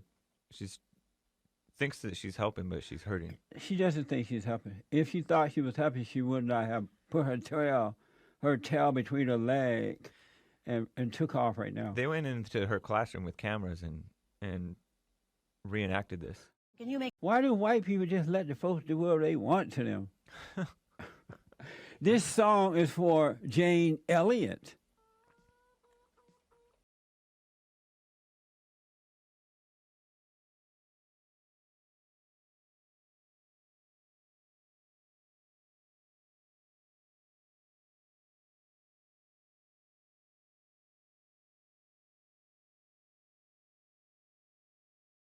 Mr. Peterson. Only my friends can call me Jesse. Miss Elliott. There's no need to pray for her anymore. She's gone. Keith out of Memphis. Good morning, sir. Welcome to the show. Jesse, there's a reason she's Miss Elliott rather than Mrs. Elliott, as you can tell by that conversation you had with her, right? Yes. I tell you what, she another person you need to get on is a guy named Tim Wise. Both Jane Elliott and Tim Wise have this little cottage industry of giving college orientations to incoming freshmen, where they're supposedly, convincing all the white kids that they're evil racists and that they need to make amends and need to submit to the mind-bending transformation and psychological conditioning that liberalism and the liberals in the educational establishment want to put them through today. So she went to actually my old alma mater and gave one of these things. Wow. We tried to get Tim Wise on, and he's a big-time coward who refused to come on. And so are you surprised Jane Elliott ran like that? Not at all. See, they can't stand to have someone. They just want to talk at people. They never want to have a conversation, and they know everything. Right. Keith, what I think of everything this woman said, what bothers me is that she went back into her classroom with third grade kids, 8 and 9 years old, who could care less about your race at all. They know nothing about racism, and she went in there and deliberately discriminated against those kids by dividing the blue eyes from the brown eyes. She deliberately discriminated against little kids, traumatizing those kids, and this woman is not in jail. This woman should be in jail. Well, this is why public education has gone down the tubes ever since the Brown decision, and this is why there's such a need for schools like one that you have. If anybody that would submit their child to that type of abusive behavior knowingly, quite frankly, is guilty of child neglect in and of themselves. Yes.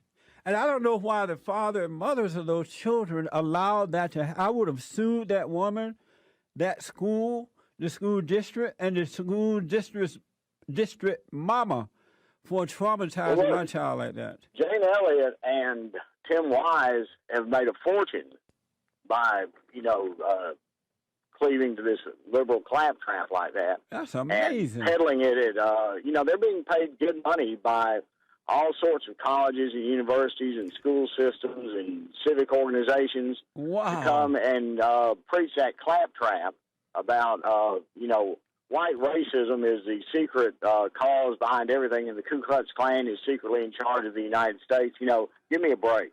Thank you, Keith. This is why you have to take your kids out of the public schools, folks. Send them to Barn. This is insane. David from Cleveland, Ohio, thank you so much for referring that lady to us. You see, now, hopefully, David, you're 13 years old. You see who she is and what she is. What an uppity idiot. That's the woman, Jane Elliott, that was here, put her tail between her legs and ran. She won't defend the Christians from the radical homosexuals, the unborn child from the baby killers. What an idiot. I have with me Nick DiPaolo. He's joined us today. He has he is just a brutally honest comedian. And he has a special out called Brutally Honest. And it's called A Breath of Fresh Air. So he's honest in this special, right? And it's called A Breath of Fresh Air. And it is nice to hear someone tell the truth. Nick, welcome to the show. Jesse Lee, how are you? Nice to meet you. Oh, thank you, man. Same here. Nice to meet you as well. And I definitely appreciate it there. So, Nick, you were before you came out as a conservative, you were a popular comedian out there, right? That's a good way of putting it. I didn't really come out as conservative. They pigeonhole me that because, as you know, in show business, which is ultra liberal, if you lean right on 2 out of 100 issues, they make you out to be a Nazi. Yes. So it's a whole different, as far as grading goes, yeah, they think I'm a conservative, which, I'm a comedian who happens to lean right in his politics. They always use the term conservative comedian, but I'm a comedian first who happens to lean right in his politics. And I don't hide that in my act. I never did, because I just sort of speak what I see as the truth. Yes. And to me, people always go, well, you got to balance it. You can't, Michael Jordan said that, that he doesn't talk politics because both Republicans and Democrats buy sneakers.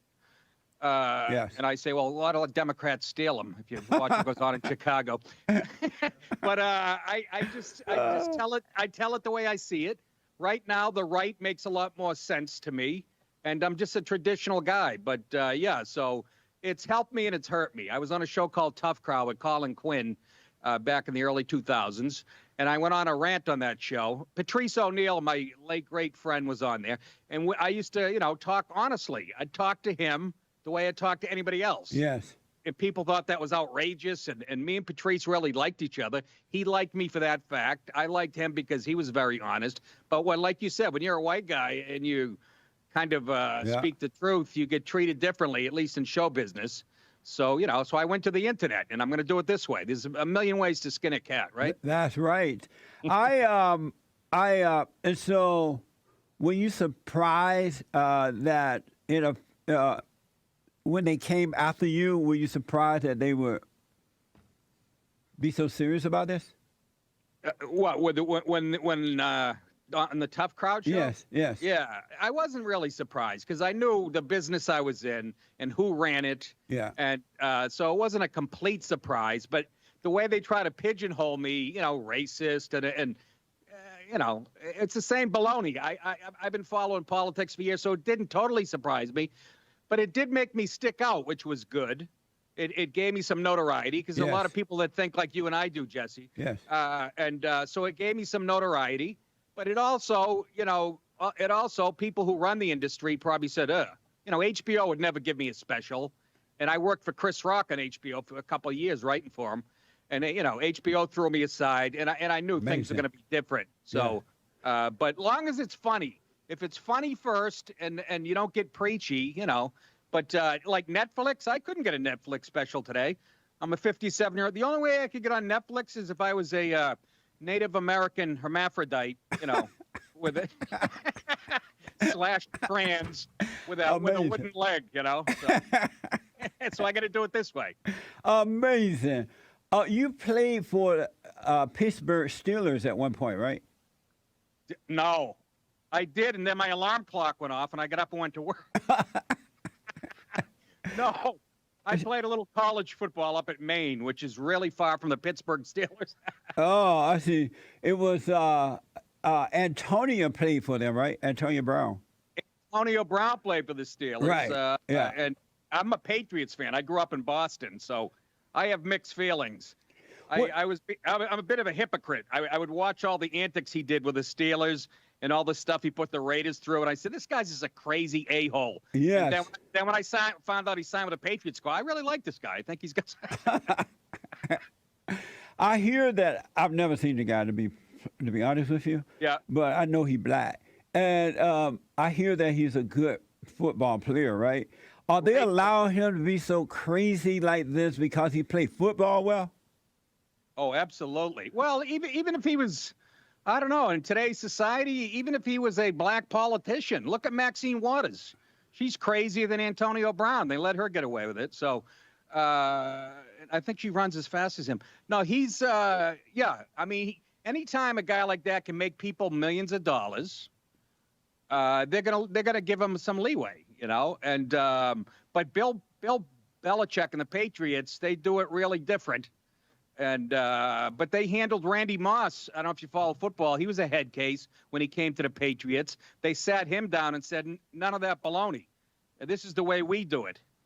And so we'll see if it lasts, because Antonio Brown is really crazy. Yeah.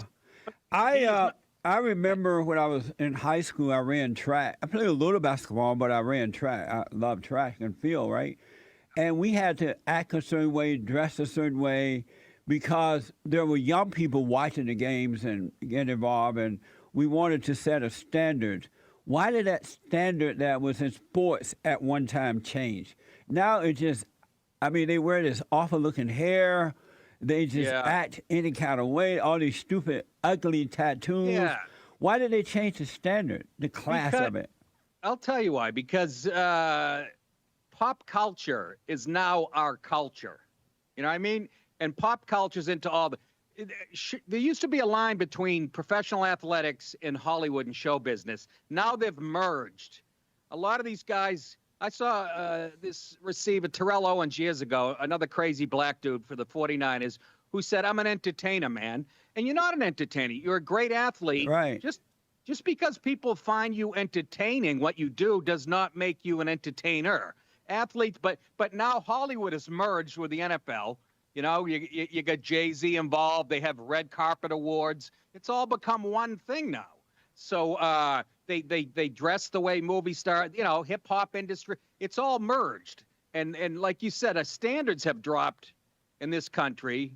I can't picture like you know, when did you wear a suit? What was this? How long ago was this? Yes. That's amazing. You're right about that. I picture you dressed like Malcolm X, you know, going to your track event with your bow ties. Another thing I noticed that even I am doing a lot now more than before, I wear shirts that you wear on the outside rather than wearing inside your pants. That seems to be a norm now, where before we couldn't wear our shirts outside of the pants. Well, you know what? I give the brothers credit for that one. I think they started that. That and the work boots. I dress like a black guy. I'm 57-year-old white guy. I wear my shirt on the outside. I wear work boots when I. So, I saw some of the stuff is good, but some of the stuff you look at like. I'm trying to think of some of the athletes who dresses real crazy in the interviews after the game. Some of the NBA players. All of them. They got zoots. They have zoot suits on and. Yeah. I don't. You know what's funny, Jesse? As I get older, that stuff doesn't bother me. I like the fact that these guys have a sense of humor about themselves. But we live in a society. It's all about individuality. Nobody wants to conform, and this is what you get. You just go around, walk around the local mall. You'll see 12-year-old girls with tattoos of rifles on their neck and purple hair, and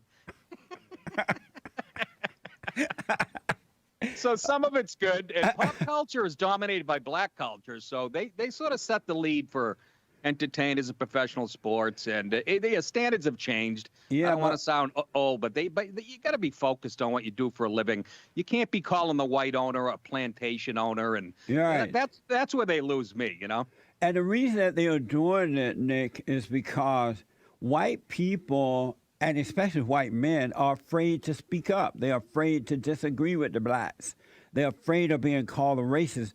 Do they not understand that as long as they have that fear, it's only going to get worse for them rather than getting better? That is exactly right. It really is. It's cowardice by white corporate guys in suits. Yes. You're absolutely right. If you don't speak up, which is why my special is so popular, Breath of Fresh Air. You can see it on YouTube.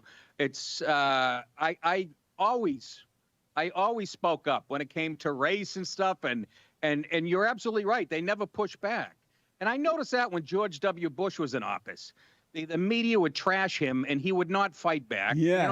And it got us Barack Obama. So yes. You do have to speak. You do have to speak up, but you do take a risk, like you said, because if you're white, it could cost you your job. And it's white people doing it to white people. It's white liberal people who are doing it to white people. And absolutely. And if I'm a black guy, I'm gonna go along for the ride. You know. But, amazing.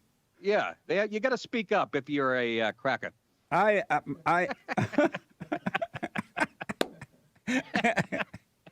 got to ask you about Chris Rock. I mean, not Chris Rock, sorry, David Chappelle. Yeah. I was visiting with my PR guy the other day, and he showed me this comeback of David Chappelle. Yeah. It was so funny. It was an absolute crack up. And I'm like, Dave Chappelle is making a comeback now, but he's under attack by the alphabet people. Have you seen that? Oh, yeah. I watched the special. I know Dave Chappelle. And he's one of the best comedians to ever do this. In my personal opinion, Richard Pryor and Chris Rock have nothing on Dave Chappelle. I agree. This guy is smart. He's as funny as hell. And I watched the special, and it was as good as anything he's ever put out. My only problem, Jesse, with this special is not the special. It's the reaction to the special, where people keep calling Chappelle fearless. And I'm saying, well, first of all, he's black. He's not going to get in trouble for anything. He's famous. He's already got $1 zillion in the bank. So I don't think he's taking that big a risk in saying this stuff. Right. I've been saying this stuff as a white guy for almost 30 years now. And the reason nobody knows me is because I've been talking like that. But Chappelle is as good as it gets. I thought that special was phenomenal, and I'm glad somebody's pushing it back against the LGBTQ. I'm so tired of it. I mean, they make up 5% of the total population. Why do we? They must make up 80% of people who run show business. I don't understand our obsession with gay people in this country. But Chappelle nailed it. He nailed it. He pointed out he blamed the audience. He said, "You're the people who get people canceled and stuff." It needed to be said.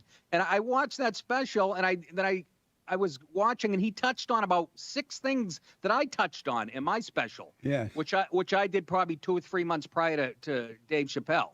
So it's so funny, the reaction coming. Mine's very popular too. I mean, it's got 750,000 views in 4 months, and the positive to negative ratio on comments is like 28-1 in my favor. But nobody's calling me fearless. Well, my fans are. But I love Chappelle. I love him. Absolutely genius. Yeah, he's a smart guy. You make a good point. Yours is doing very well because you have the courage to speak up anyway. And I want white Americans to know, even though you call names and they try to attack you and take away your stuff, you still need to speak up anyway. Because if you continue to speak up, be brave, you're going to beat out the ones who hate you, because love always overcomes hate, right? And so I was glad to see Dave make a comeback, because he went away for a while. I think he was attacked by Oprah and all those liberal black folks. Oh, you shouldn't use the N-word. You shouldn't say this or say that. Right. And he disappeared for a while, and I was disappointed to see that. But and now he's making a comeback, and I'm really happy to see that. Well, the difference is he disappeared. It was his own choice to. It's not like they shut him down. He's like, I'm going to take a break from this. This guy controls his own destiny. Whereas if somebody white comes out and it was that forward with it, I mean somebody really famous, right? A white guy as famous as Chappelle, they would shun the guy from the business. But Chappelle, yeah, he I mean, Comedy Central gave him a ton of money. He walked away from some of that. Netflix gives him like $40 million a special or whatever. So, there's some risk involved, but I absolutely watched that thing, and I said, this is as good as it gets. And I'm glad somebody that famous pushed back against the political correctness, which is ruining us, which comes from the left, by the way, does not come from the right. It's white liberals who have, in the mainstream media, have us at each other's throats. I don't know about you, Jesse, but when I go outside and I interact with black people, I don't feel that tension that I do when I'm watching TV. And they have us at each other's throats, the libs. Yeah, absolutely. I tell the people who the alphabet people are. The LGBT, the lesbian, gay, bisexual, queer, trans. They've added about 11 letters.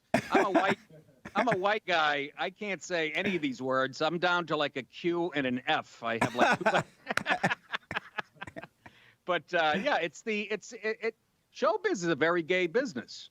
It's a very gay business. Hollywood's a very gay business. I didn't know that till I got into it, and not that there's anything wrong with that. Just saying. And they protect their own like everybody else, but they seem to be calling the shots. So Hollywood is controlled by the homosexuals? I don't know if it's controlled by the homosexuals, but I've read all these theories on the internet that it was started for gay men, and boy, I lived out there for 4 years, and I saw a lot of guys walking down the street in assless chaps, and I lived in West Hollywood. I lived in West Hollywood. I'd look at the building next door to me at night. I'd look up, and they were doing a drag queen show on the roof of the building, like every Wednesday night. I go, where am I living? What am I doing? But you know, so I don't know if they control it, but it's just they make up about 5 or 6% of the total population. Yet you and I spend about 90% of the time talking about them. Yes, absolutely. Right? That's right. It's a comedy crowd. Are the comedy crowds tougher now? Yes and no. Like New York City's tough, but that's where I developed my act and the political correctness. The last time I went on in New York City, you know, the Comedy Cellar, which is a great place, where I developed my act for years. But yeah, there's a definite bunch of millennials sitting there, college-age students who have been brainwashed. Yeah. And, you know, they'll laugh at everything that comes out of a black comic's mouth. Then I come up and they go, who is this Hitler? And they get all quiet, but then they laugh despite themselves.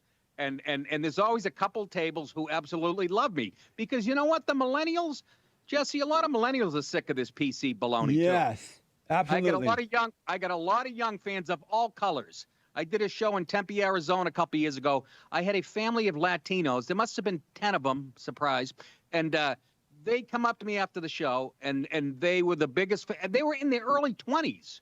And then I was in Philadelphia about a month ago. I had 2 black girls in their, I'd say, late 20s, drive 3 hours to see me. And it's refreshing. Yes. You know? Yes. It's refreshing to know. Let me ask you, Jesse. I want to ask you a question. Yes. Why do some people like yourself, black people, get it, and some don't, as far as what the truth is? That's a good question. I'm not into my blackness. I'm into what is right. I'm into treating people the way I would like to be treated. I'm an American, so I'm just into being me. And I love making jokes about people and about whatever. I like being free, and I just refuse to let anyone take away my freedom of speech and my Second Amendment. And I'm just going to be me. I'm an American. I'm not going to cower down to the color thing or hating anyone, really, but just be honest. Well, you just hit it on the head. I mean, it's about the truth. Yes. Now, people out there are saying, well, everybody has their own truth. No, the truth is not subjective. There's one truth. Yeah. And it seems to me that people that lean right, like yourself, that are traditional, but for the truth. Go ahead. I'm sorry. That's Joel. Joel is black. Hey, Joel, Joel, put down the guitar, will you? He black. I got to ask you this, and then I want you to tell the folks how to get. I want them all to see you, especially there. There's this woman, ESPN. She used to work for ESPN. I think her name is Jamel Hill. She's made a suggestion that football players or sports players should go to black colleges rather than the white colleges. And it's like she wants segregation again. Yeah. And so it seems as though black people. What are you doing, Joel? It seems as It seems as though blacks don't know what they want. And these black, like this woman. What do you think about what she suggested? I think Jamel Hill is a racist. She hates white people. She hates Trump. She hates anything. I mean, she said stuff about Trump, you know, in tweets that got her in some hot water. If you can get in trouble at ESPN, which is owned by Disney, which is the most politically correct company in the world. Yes. If you can get in a little trouble there, they should have booted her a long time ago. She's just an out and out racist, in my opinion. And I mean, to say that, and you're right, the left, people like her want segregation. Harvard has separate graduations now for black people and white students. It's like, okay, so now you're agreeing with George Wallace, the white, you know, the guy who said segregation now, segregation forever. Well, you're agreeing with people that you were calling racist for 50 years. Now you want what he wants. So maybe those white racists in Alabama were right. Is that what you're saying, Jamil? I mean, can you imagine coming out and saying, hey, white people, you know what? Let's just stick to white schools. And I noticed diversity isn't very important on the Grambling campus or on the Howard campus or Morehouse State. I noticed diversity is not that important at these black schools. But I think that's horrible because I don't want to watch an all-white football league. When I read the statement on the show, and she was suggesting that the black players go to the black schools or whatever, I'm like, I bet the white people are saying, yes, finally. Yeah, I'm sure there are. And if white people are saying that, it's not because they don't like black people. Right. It's like they're just sick of the PC, Yes. all lives matter baloney, all that stuff. It's making it very hard for white people to, you're going to turn us into racist if you keep.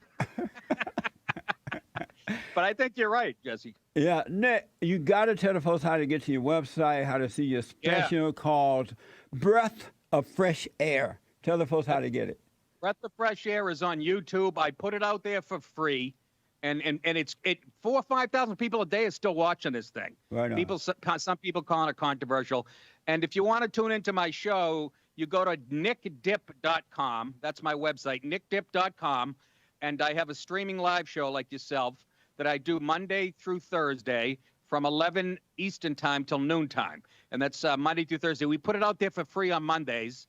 And if you want to subscribe for the last 3 shows of the week, you just go to nickdip.com and sign up. And people are signing up like crazy. We've added almost 70,000 YouTube subscribers since January. So amazing. I appreciate your time, Jesse. I saw you on Fox News a lot. Always been a fan, and I appreciate you having me on, man. Thank you very much. One last question. I hear that you are Italian. Is that right? Well, I say I'm Italian, but like the late great Patrice O'Neill said, well, that means you're black. And I said, he says you got black blood in you. You're not. But I'm more. Listen to this. I'm more Irish and English than I am Italian. Oh. I'm like 49% Italian and 51% Irish and English. So. So you white. Yeah. That's the rule I go by. Yes, I have to fill out white on all the applications, but when I need money from the government, I check black. It's an honor meeting you, Nick, and I wish you well. If I could be of any help, let me know. Absolutely, and I want you to come on my show because I've been a big fan for a long time. Thank you, Jesse. I appreciate it. God bless you. All right, buddy. All right. Now. Amazing. Funny. Check it out, folks. A breath of fresh air. Straight white Christian. No, Jesse, this is the subscribe thing. Oh, yeah. I need you all to subscribe, support us on Patreon, like us on Facebook, and follow me on Twitter. Got it. He's back. Vincent James O'Connor. He is a journalist and lead reporter / editor for the Red Elephant Media, a conservative group focused on free thought and the Constitution. And I wanted to talk to Vincent about men, father, politics, all the current events. Thank you for coming back, man. Thanks for having me back. I appreciate you not banning me from my last time of being late. No, only if it happened more than once. Black people tend to be late all the time. Have you noticed that? I haven't really timed anyone coming somewhere, so I don't really know. All I know is I'm typically not late for anything, and I was last time. Well, I appreciate you coming back. You want to respond to my biblical question first? How do you see women? Certainly needed for the family structure. A good mother is certainly needed for the family structure, as is a good father. A good father is a little bit more important, as we've seen. Children need fathers in the home to be able to channel their testosterone from prepubescent to postpubescent stages. Women, I see as we should be venerating them as housewives. We should be getting back to the more traditional roles of women, which is the housewife and raising the children and making and participating in the community and things like that, instead of being in the workforce. That's how I see it. So you see them barefoot and pregnant and in the kitchen? Well, not necessarily just in the kitchen, but I just think that they should be in the community. I think that they should be raising the family. And with that, if we were able to venerate the housewife and get women back into more traditional roles, instead of telling them, oh, you're getting paid less than men all the time, so we need to raise your wages and make it more than men's. And we all have seen the studies and the history of what happens after that. Even Tucker Carlson talks about it. where men's wages go down, Yeah. then the structure of the family breaks apart even more. And, wages go down, too, as more women enter into the workforce and demand higher wages. Are you married? I am married, yeah. And so your wife is a stay-at-home mother? Yeah, for the most part. I mean, Good. throughout our, sometimes when we ran into some financial difficulties, she would have to go get a part-time job here and there. So I Right. understand right now in this modern Sometime, day and yeah. age, obviously people need two incomes. But I think that if we were to change our culture as Americans as a whole, and like I said, venerate the housewife, prop up that housewife role, and the role in the community, I think that we could change our culture for the better and start Yeah. raising wages. Also, we need to cut back on taxes and so much government spending on other folks, and the workers need to be able to bring more of their money home. Then the wives wouldn't have to go out to work. Right, exactly. That's the problem. Are you a Proud Boy? I am not, no. You know what that is? Yeah, I know what that is, yeah. Tell the folks what that is. I don't know. I've been on Gavin McInnes's show before, Right. and I know certainly quite a bit of many of Proud Boys and Right. have had contact with them. But it's basically a group formed by Gavin McInnes that is just like this drinking fraternity. Isn't that what it is? Something like that. Right. I'm not real up on it. Let me ask, what is a man? Yeah. Besides the body part, what is a man? Yeah, you asked me this last time. I mean, I would say that my vision of a man, as I was growing up, I always wanted to have kids. I always wanted to have a family. Yeah, me too. And my vision of a man was making sure that your family is taken care of, making sure that your family is protected. You protect your family first, and you make sure that you stay with your wife and you raise your kids together no matter what. You try to Yeah. work it out, and you follow God with your wife. So Are you a Christian? I am. Yeah. You're a Christian. You did a video on falling birth rates, religion and fathers in America. What happened with that? Yeah, so basically I talked about essentially just how the fall in Christianity, it undoubtedly correlates to the fall in birth rates in America. And the only reason why it's not seen as like this drastic epidemic in the media is because we're importing so many millions of people from south of our border. Yeah. Our birth rates, if we weren't doing that, we would see this and we would say, uh-oh, we have to do something. The government has to start making propaganda and saying, we need to have children and things like that. Right. The same thing's happening in China, when they ended the one-child policy and they Yes. thought that it was going to explode into birth rates, which it didn't because they completely changed their culture. I think Stefan Molyneux actually just did a video on that recently. But yeah, I think that religion certainly correlates to the fall in birth rates. We saw the owner of Tesla. I always forget his name. What's the owner's Tesla? I can't think of the name either. I always forget his name when I'm talking about him. But he even said this in Utah. Utah has the highest birth rates in America, and they're also the most religious state per capita because of the Mormons. Yeah. Yeah, they have lots of babies. And so Christians typically, have more children than anyone else. I noticed, Elon Musk. Yeah, Elon Musk. Yep, Yeah. that's his name. Yeah. I noticed that in the white community, the highest they seem to go for babies, if they decide to have one, is 2 and maybe 3.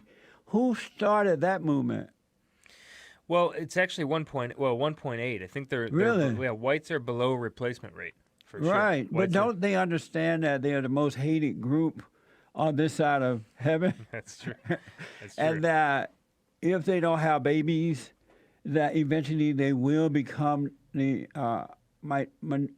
minorities. Yeah. And that the people of color are going to take this country from them and turn it into a ghetto. Well, essentially, I mean, I was just talking about this on another show, and I was just showing some people here, some articles here out of X Factor, White Feminist Fails Minorities, Why Clinton Lost, and Why We Didn't Expect It, out of the Chicago Tribune. They said, white women own up to it. You're the reason Hillary lost. Out of the Slate, white women sold out the sisterhood and the world by voting for Trump. And all of these articles, New York Times, BuzzFeed, white Right, they're people, blamed this, for white males, everything. white.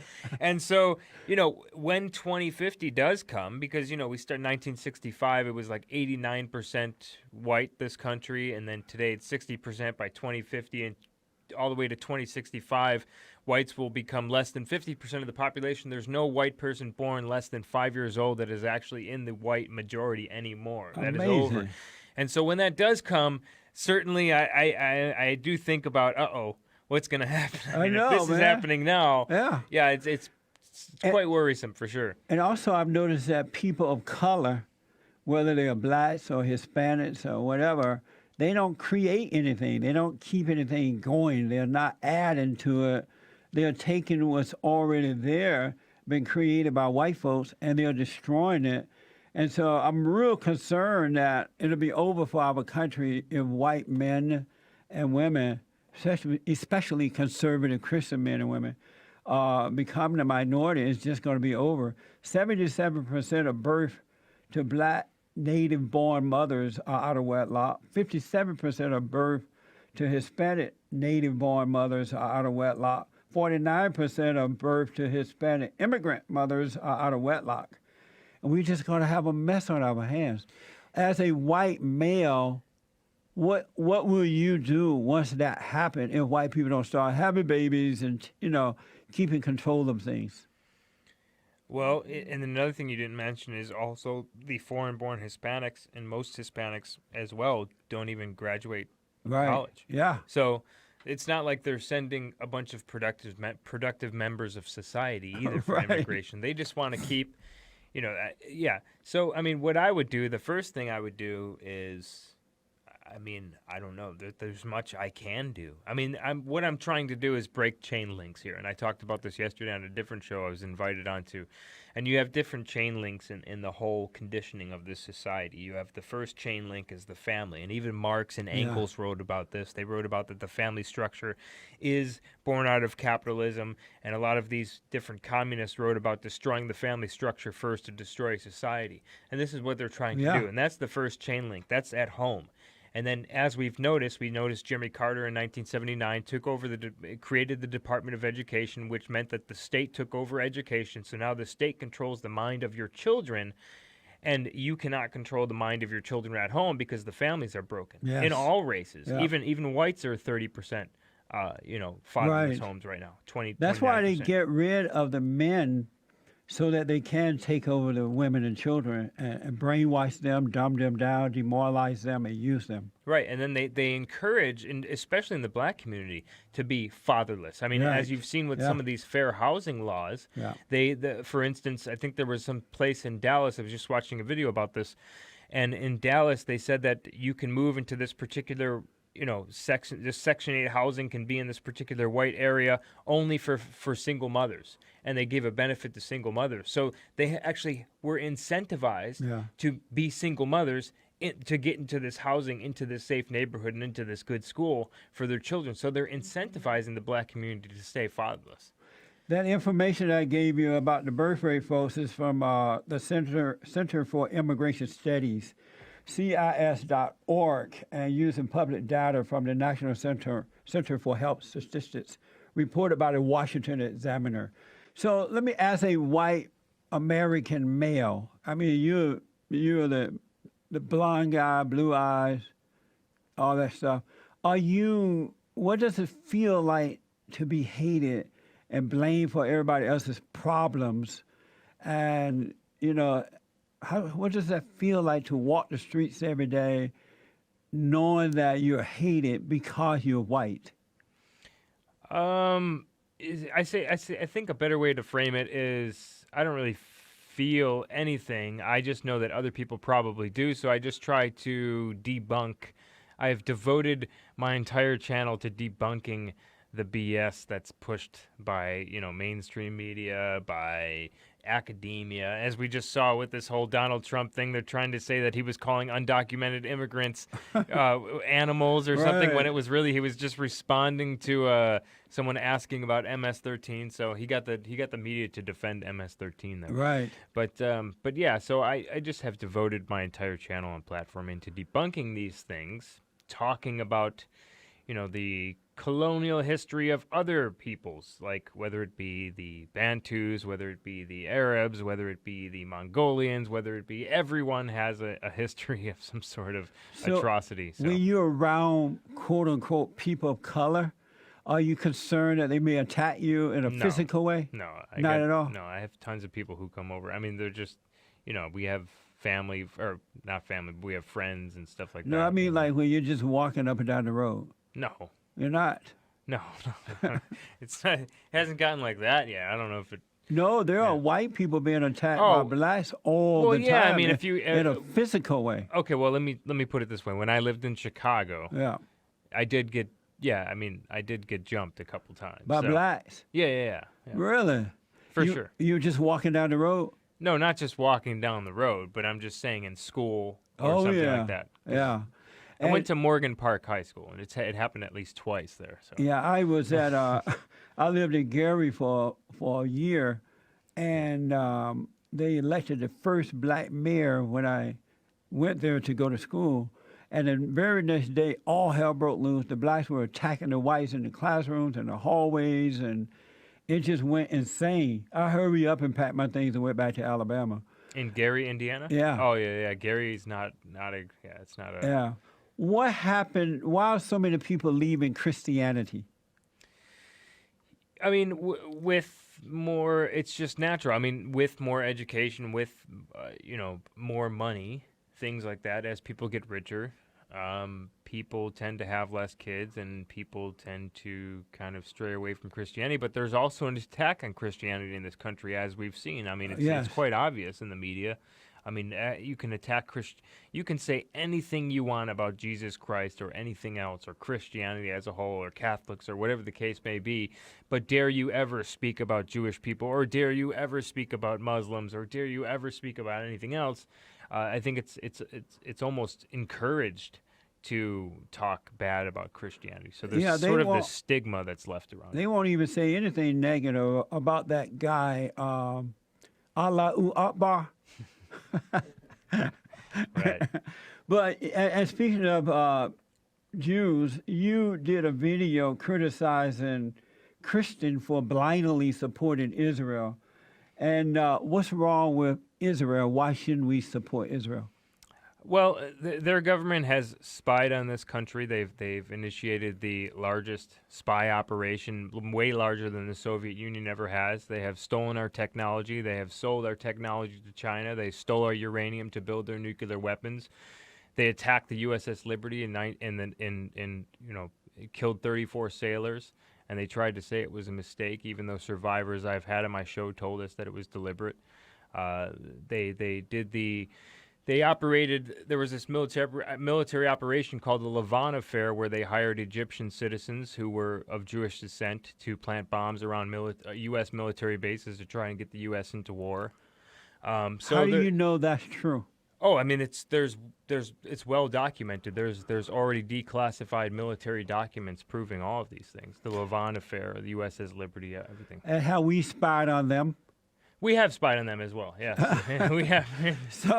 It seems to me all countries spy on one another to whatever certainly, they can. but they never even signed the Mutual Defense Treaty with us. So they're not even truly an ally with us. So are you as I don't know if you're angry about it, but are you as disgusted with us, the United States, for spying on them, as you are with them for spying on us? Yeah, I mean, there's lots of things that we have done. We can look at World War I. Well, we need to spy on other countries so that we can make sure we're protected.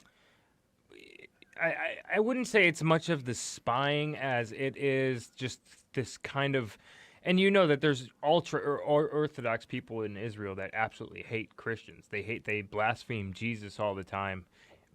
The Talmud, I mean, there's plenty of quotes in the Talmud that just blasphemes Jesus. So my whole thing is, why do we just, and this is a government that is also kind of corrupt too. Why do we have to blindly support a government that's semi-corrupt and has brought us into wars before with false and unverified intelligence? But our when we don't even trust our own government. Our government is as corrupt too. Oh yeah. Yeah. And so, is it the government of Israel that you don't like, or is it the people of Israel you don't like? No, I don't. It's not the people of Israel. It's the government. Yeah, I mean, I see. It's essentially, if we go back to World War I, let's just go back to World War I. I'm not going to go through a whole long story, but just really quickly, I just want to touch on this.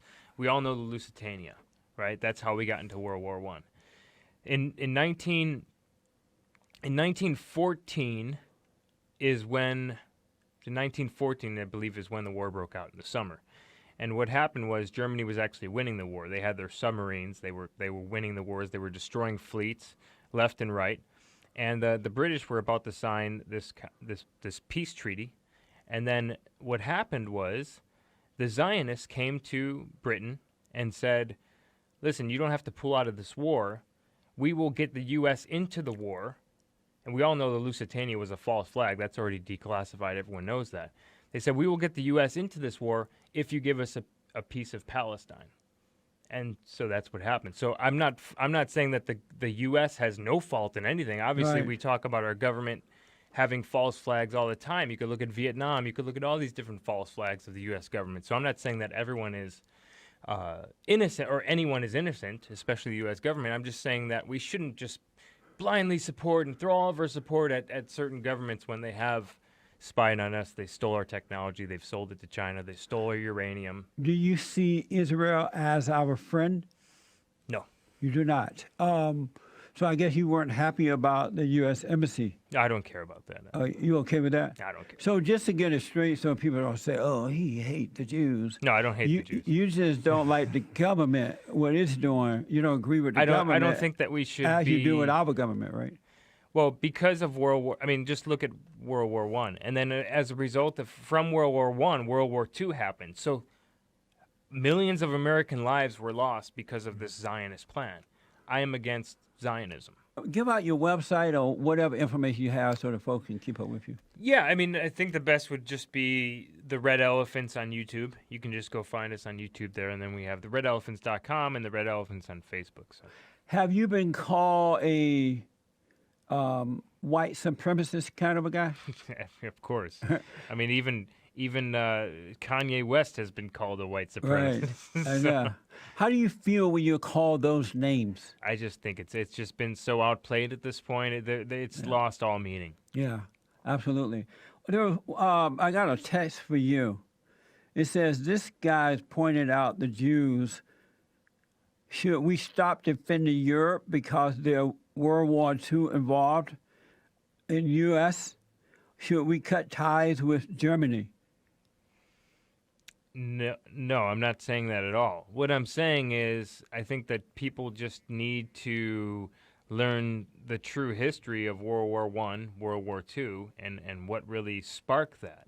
It wasn't just because of, all of a sudden this guy just started hating Jews all of a sudden. You know what I mean? It wasn't.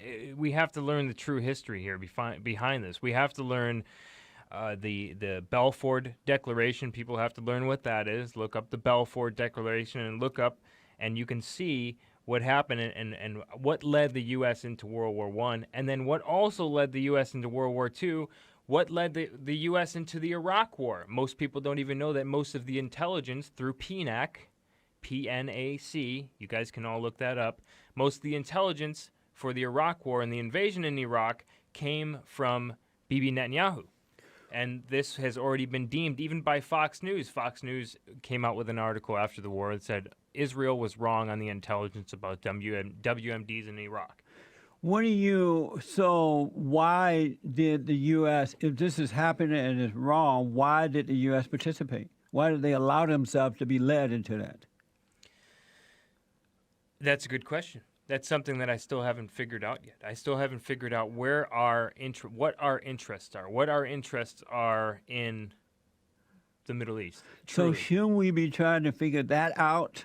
Certainly. So that when you bring up what Israel has done or is done, we need to know why our country is participating, because don't we have like smart people working in the government? And they have to be agreeing and doing these things for some kind of reason. But we also have AIPAC, which is the strongest and most powerful lobby in this country.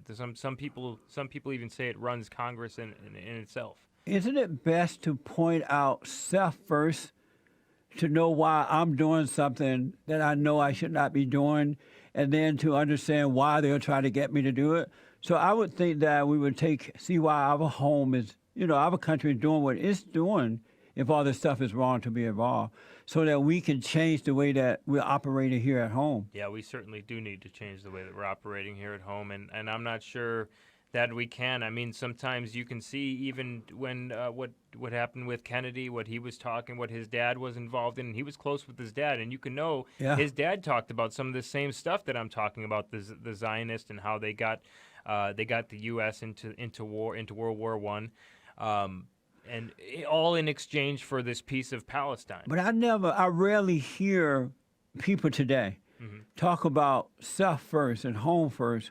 They always seem to point out what the other people are doing. International. Right. But they never deal with home. And if we don't take care of home, then we're in trouble at home while we're pointing out what the people on the other side of the world, like the blacks, they're always blaming the whites. Right. And so I'm like, what's wrong with you that you allow the whites to control you like this? Why don't you have a life, And they don't know why they don't have a life. They don't know why they are not taking care of themselves.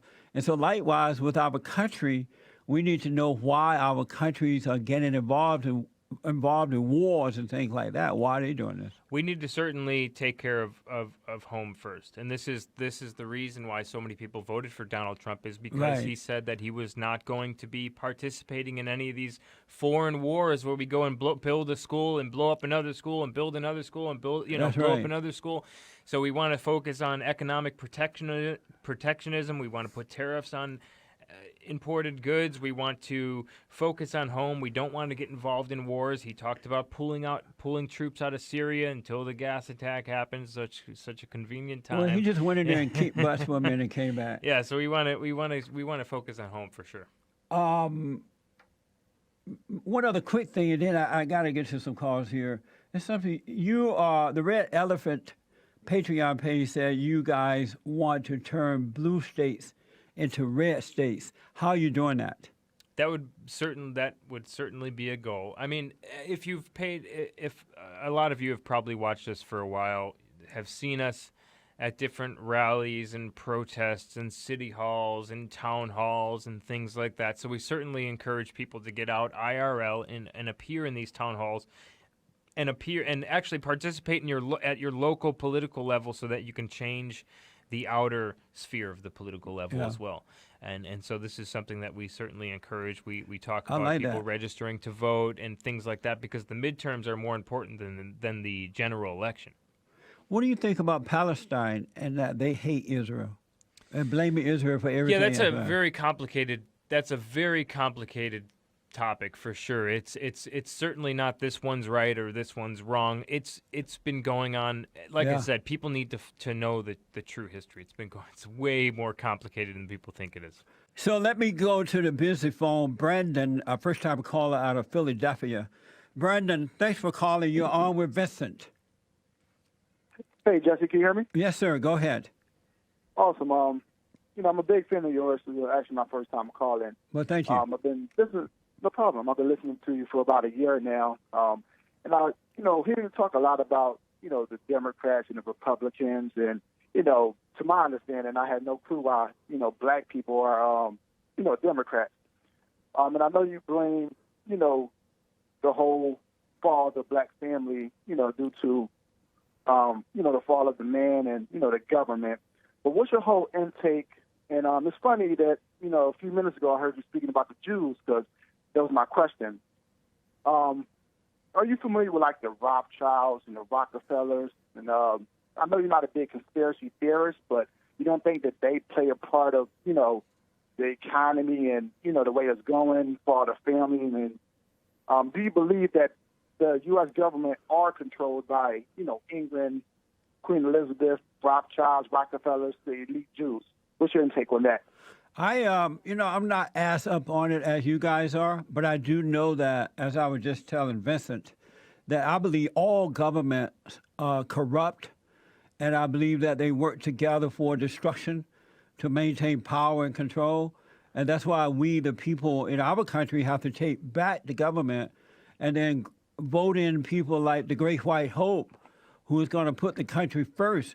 Because if we're ended up in wars and things like that we should not be involved in, there's something wrong with our government, which means something is wrong with us, because it's we who voted these people in, and we keep voting in the same people who are doing things that we don't like. So, and the Rothschild and all that, yes, they are having a negative impact on our country. They're controlling. I'm aware of that. But it's never going to change until we, the people, change. Corrupt people get corrupt government. Okay, that you want to refer to that, Ben? Yeah, I know what he's talking about, and it's really not a conspiracy at this point, really at all. That people of Jewish descent control the media and Hollywood and TV. They even, we had even Larry, I forget his name. He says it. So certainly, the sort of like degenerate, anti-family culture, family structure sort of movies and Hollywood and TV and all this hip-hop culture that's going on right now that's basically advocating for black American males to be gang members and hip-hop, all this like. So it certainly is coming from people that control our media and our music and everything like that. So, yeah, what I would happened say to socially, white yes. people? They built this country. They were here first. They built the greatest country on this side of heaven. What happened to the white men that they lost control? How did they lose control of something that they built? It's like you built your own house and then you let others come and take over. What happened to the white man that happened? Lost control. Go ahead. Yeah, in my opinion, I think it was due to the elite bankers. Like the Rothschilds, they have a quote. I'm not sure if you heard of it. Their quote, it dates back to the 1600s. I care not who make the laws. The person who prints the money, controls everything. But I'm still not understanding why the white men who built the greatest country on this side of heaven lay down and allowed that to happen. No one is telling me why that. Like, I know why black men are pathetic and weak and girly and don't have anything and right, well, act like I women think and controlled by the government. But I don't know why white men are allowing that or becoming that way. Why did you let others take over your country? I believe it has something to do with the financial collapse. Because, in a time like that, when the government, the country was in total chaos due to the financial crisis. The elite bankers, the Rothschilds, the Rockefellers, they had all the money. So, when was well, this? it goes back. I think it goes back farther than that. A lot of people know that the housing crisis was mainly due to, the final inevitable rise in interest rates that was going to happen, inevitably, and also loans and the government basically virtue signaling and saying that we need to be giving loans out to ethnic minorities that really couldn't afford it, and then raising their interest rates on their variable interest, on their variable interest loans. And the minorities don't pay back anyway. Right. Have you ever loaned minorities some money? I haven't. And you never get it back. No, it's not true. And then when you see them, they get mad at you if you ask for your money. Isn't that right, Joel? Isn't that right? I have some buddies I've loaned some money to. Right. So what? I said most of the time that is right. Thank you. All right, well, let's get away from this though. Let's talk about what. I have one more question. Hold on, let Vincent finish. What I was going to say is, I think it goes, caller. I think it goes back further than that. Like I said, it goes back to when the Federal Reserve was established, which was in 1919, and we all know what happened. And this happened after World War I. And just as I said, the U.S. government had absolutely zero business in World War I. Mm-hmm. They were.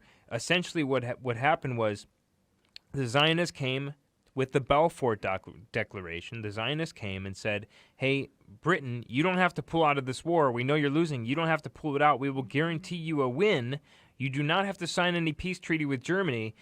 We'll get the U.S. into war if you give us this piece of Palestine. We all know the British, imperialism back then. They didn't have really any right to give Palestine to the Zionists, but they did with the Balfour Declaration. But it just seemed like such a waste of time to talk about that when we're not, because even during those days, white people still had to vote. They had the right to vote. Right. They had the power. What happened? No one to tell me what happened. Well, and it's a horrible mistake to talk about what's going on without understanding what happened. We need to figure out what happened so we can get that straight and overcome all that stuff. Right. I mean, we elected President Trump because we were fed up with the Republicans, we were fed up with the Democrats, we were fed up with illegal aliens, all that crap. So we put in a man in our country that says, I'll straighten it out. So why can't we figure out what went wrong here? We need to ban. I never hear that kind of talk. We need to get rid of the IMF. We need to get rid of the central banks. We need to ban the world banks, and then we will be able to control our government again. But how do we do all that? Do we get the government out and put in fresh people? Yeah. Well, let's talk about how to do that. That's what needs to happen. We need action. We need people that will ban these federal central banks. Ken is a first-time caller from Chicago. Ken, thank you for calling. You're on the air. Hey, Jesse. How are you today? All is well, sir. How are you?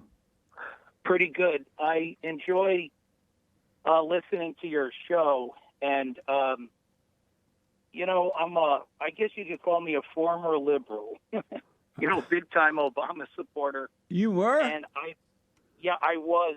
I also voted for Trump, so I'm a confused individual. You've been redeemed.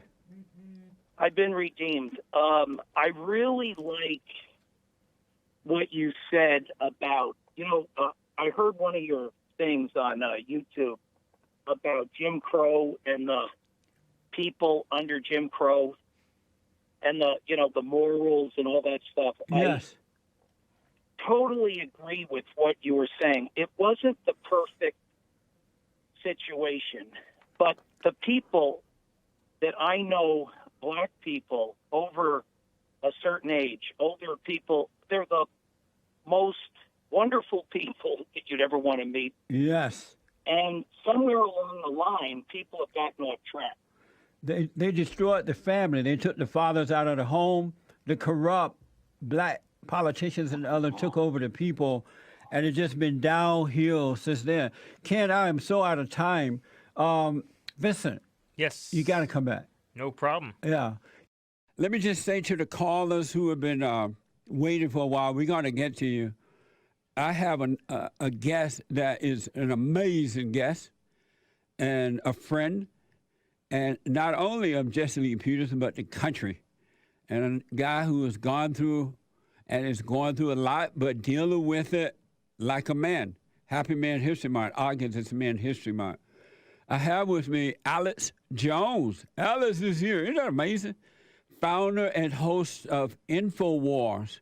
And I want to talk to Alex about his new book, The Great Reset, The Great Reset, and the War for the World. Isn't that amazing? The War for the World. And also about his recent court issue he's dealing with. Alex, thank you so much for coming on. I appreciate it. Jesse, it's always good to see you. I watch the show all the time. I also watch you on Owen, and God bless you. Thank you, man. I appreciate you guys having me on there, too, every month. Before we get into your book and other issues, what do you think about what happened with the Great White Hope yesterday? Well, we know that this is a sign that we have a deep state run by the Democrats that has seized control of this nation.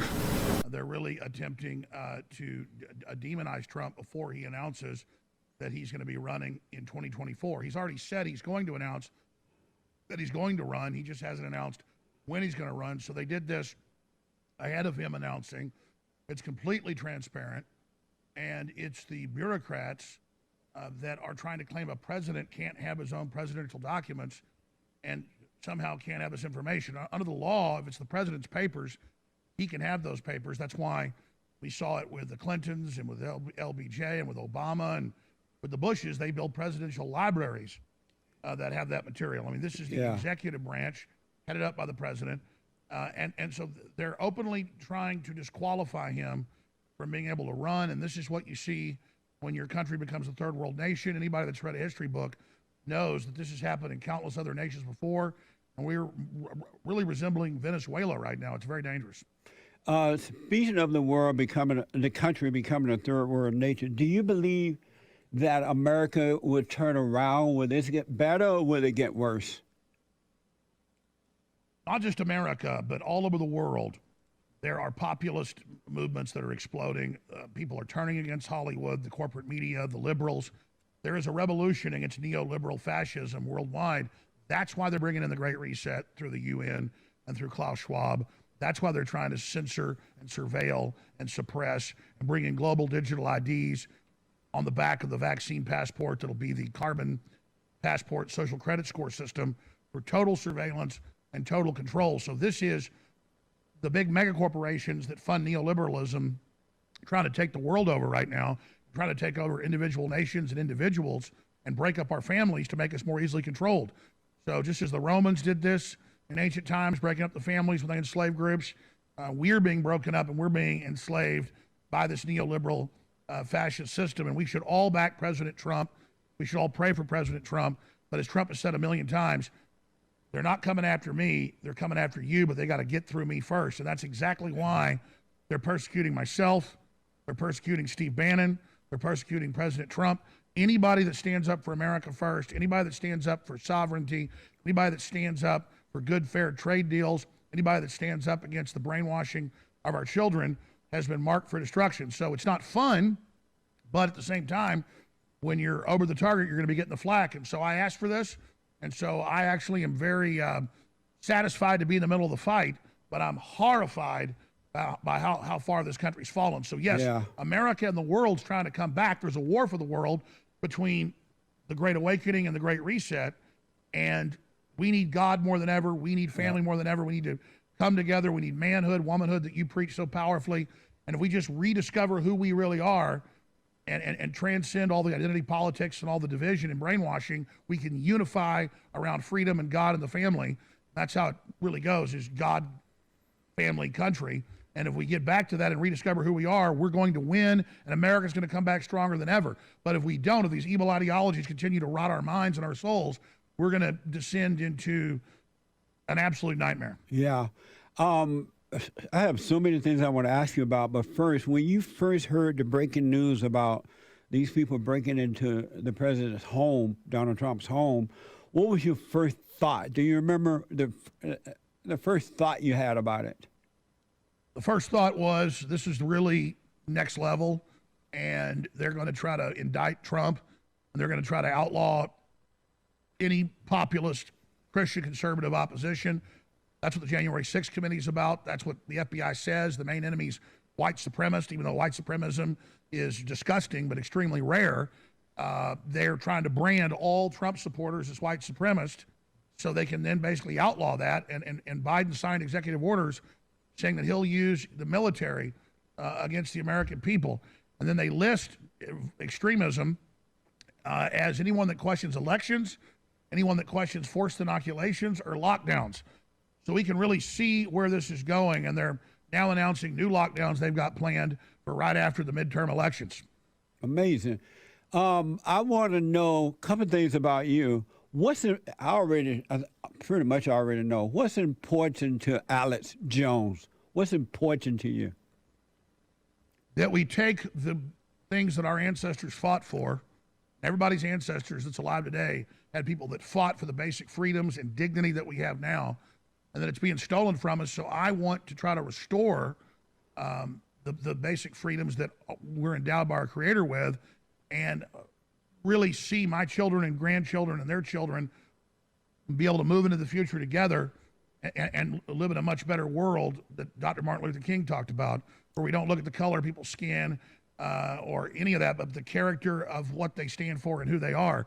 And so I have that same dream that Martin Luther King had, and that's really the dream that I want to see for humanity. I want us all to go together into the future, closer to God, stronger, and better than ever. Amazing.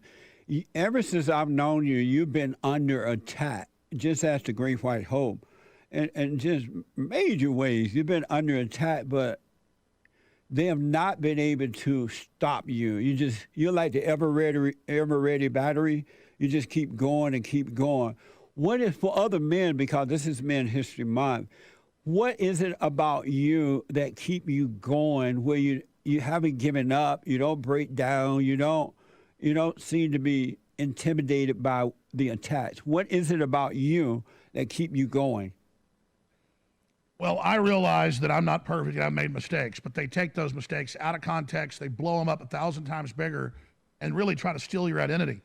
And so I've got to stay in the fight and stay vocal, because once they completely silence me, they'll then be able to make up any lie they want about me and then use that straw man against the rest of the populace and against the rest of the resistance to tyranny. But I knew a long time ago, when I got on air 28 years ago, that I'd read all these books by globalists and top New World Order people. If they were really going to try this planetary takeover, this destruction of the family, this making the people poor to make them more controllable, I knew they were really setting that up. And so I knew when I signed up to fight this, there was a good chance I'd get demonized, I'd get sued, I might get put in prison or killed. And I've already had folks try to kill me. And it's not because I'm a hero. I for the children and just for who I am, I can't lay down to this. So it's not even an issue of courage. It's not even an issue of perseverance. I actually work too hard sometimes, and it's the opposite. I have a drive and a burning thirst and hunger, fire in my mind. Right now it's burning, fire in my belly. Yeah. When I see the drag queen pedophile times, when I see them human smuggling children, when I see them attacking and tearing down our language and our culture and turning us against each other and turning blue cities into giant cesspits, that I have a burning desire to correct it. Just like when you see an old lady slip and fall and she's crying for help, you have a feeling of wanting to go help her because every grandmother is our mother or our grandmother, and it's just the instinct to be a good person. And I don't think that's heroic. I think people need to either just flip the switch on and be a man, or just roll over and be unhappy. But I'm so happy when I'm doing the right thing that my guts, my soul just wants to do it more. And so it's really not hard at all. In fact, it's impossible for me to give up or back down. I just can't do it. Amazing. And so, I want to ask you this about the Republican Party. I see, and I could be wrong, but I see that we have a one-party system now, that the Rhino Republicans are no different than the Democrats, and they're not going to support the Great White Hope. They never supported Donald Trump. Am I wrong in saying that we have a one-party system instead of a two-party system now? Well, that's exactly the problem, and that's why the bureaucracy and the Republican Rhino leadership and the Democrat satanic leadership are two birds are two wings on the same bird. And Trump was a populist, hardworking focal point of Americans that just want American dream back and freedom of every race, color, and creed, because we're all one race that bleed red blood and love God. There's those of us that love God and those of us that love evil. And so Trump led a beachhead into the Republican Party and has been getting all these great people elected that actually threatens that one-party unistate, or that uniparty you're talking about. And that's why the deep state's so scared, because Trump and talk show hosts like yourself and authors like yourself, thought leaders like yourself, are helping lead everybody out of Egypt back to the promised land that our country was supposed to be. And so that's why they're so scared, is that we are winning hearts and minds. We're winning the culture war. So when they start losing the chess game or the card game, they just want to turn the table over. And so we're in the process of them turning the table over right now, because we are persevering. We have the truth on our side. The average person, no matter where they come from or what color they are, has a yearning for justice and freedom and a chance to lead their own life. And no matter how much gaslighting the corporate dying media, the dinosaur media, tries to demoralize us and break our will, once people figure out that they're trying to break our will, once they're figuring out they're trying to confuse us and turn us against each other, people come out of this like out of a trance. And man, are they upset, and man, are they ready to take action. And I see it happening. I live here in Austin because my family's from here, but it's basically worse than San Francisco now.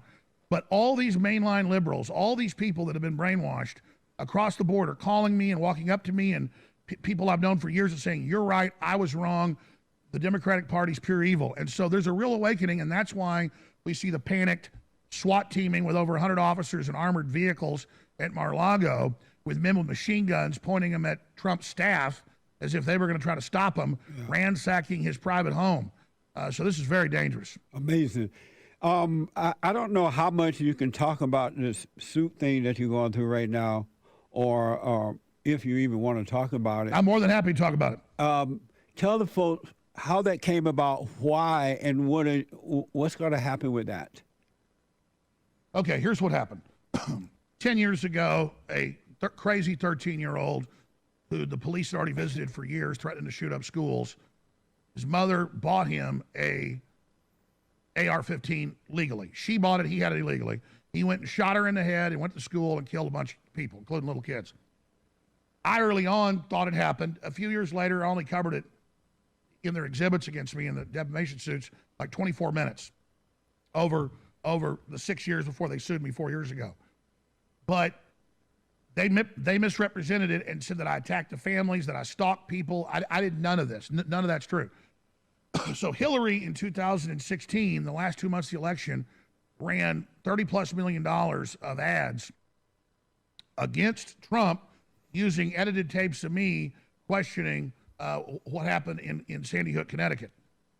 And so they made me the Sandy Hook guy instead of the populist pro-America leader. No, he's the guy that, doubts a mass shooting happened. Well, the mayor of Uvalde says there's a cover-up. The head of the state police in Texas has testified to the legislature. They believe there's a total cover-up, don't know what happened. We're not saying kids didn't die.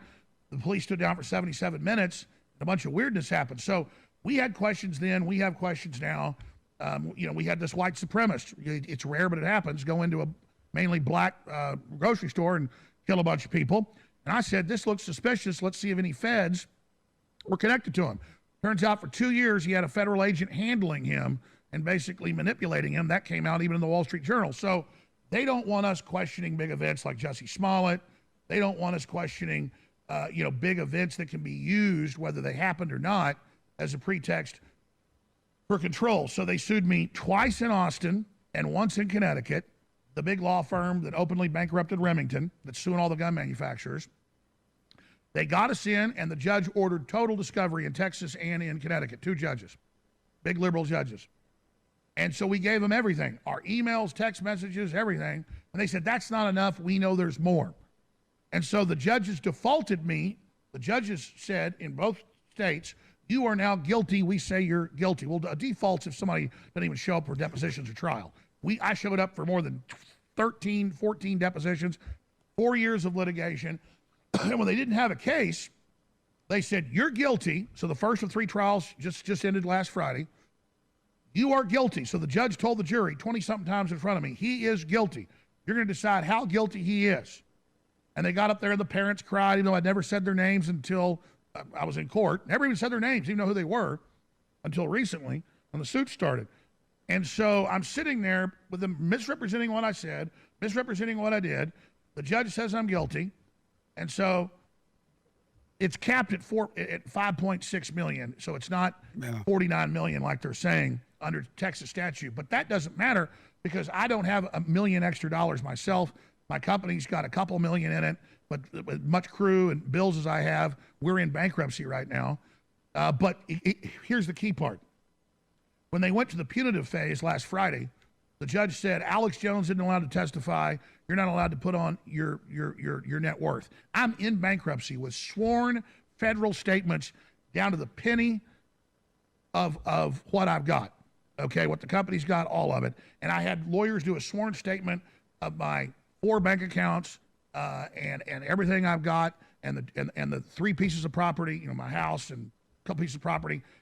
All of it was put up there, less than $5 million of net worth, so that they could, because you're supposed to then have a judgment. She's already told them I'm guilty until proven guilty, off of that.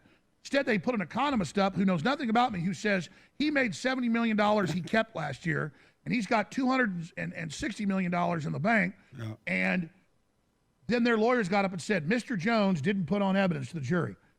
Mr. Jones didn't have any evidence. What we said is true. So the judge didn't let me put evidence on, but then let them use all the twisted evidence against us, then didn't let us respond, and then let the plaintiff's lawyers tell the jury he doesn't have any evidence. He didn't put evidence on because he doesn't have evidence. They weren't in the room when the judge barred us from being able to testify. So this is beyond a railroad, beyond a kangaroo court, beyond a star chamber. This, even mainline lawyers are saying, is the death of the judicial process in these blue cities, just like Steve Bannon couldn't even question when he was convicted in D.C. of contempt of Congress 3 weeks ago. Right. He couldn't cross-examine the witnesses against him. You're supposed to be able to confront the witnesses against you in the Constitution. So the Democrats are just tearing up the Constitution publicly and throwing it in the toilet. Amazing, man. So is the trial over now? Or do you have to go back to court? Or is it done? That's round one. They filed 2 lawsuits in Texas because they got a bunch of parents. 2 lawsuits in Texas. So first, this is a 3-round fight, or like wrestling or MMA. The first trial's over. The second trial starts in a month and a half in Austin, same judge. And then after that, there's one in Connecticut that's going to last 8 weeks. The trials in Texas are 2 weeks. There's an 8-week trial in Connecticut with something like 16 plaintiffs, including an FBI agent who I never even said his name. Under Connecticut and Texas law, you can't sue somebody if they never said your name. That's how crazy this is. Amazing, man. I definitely wish you well through all this. It's been reported that the judge is a far-left liberal kind of a judge, Democrat or whatever. Can you ask for a different judge? We have been trying to do that, and any lawyer we have on the case, she starts sanctioning. Before she even, when she did the default judgment, she has fined me something like $1.4 million in the last few years of this case. So look, this is Venezuela on steroids. This is Cuba on steroids. This is Nazi Germany. I mean, you cannot make it up. But listen, they could set me up, put me in prison. They could shoot me. I'm not going to stop because they're coming after our children. And as a man, I've got to stand up for the unborn. As a man, I got to stand up against this tyranny. So people ask, how am I handling it? I'm more freaked out about them raiding Trump than what's happening to me. I'm more freaked out about the Senate admitting thousands of children a month are being smuggled for sex across the border and nobody's helping them. I'm more freaked out about 50 poor illegal aliens because they couldn't pay a ransom, locked up in 100-degree temperature, dying in a tractor trailer a few weeks ago. I'm more worried about us going to war with Russia. I'm more worried about the total state of the country. So on a scale of 1 to 10, what's happening to the world and all the craziness to all of us is a 10, and what's happening to Alex Jones is a 2.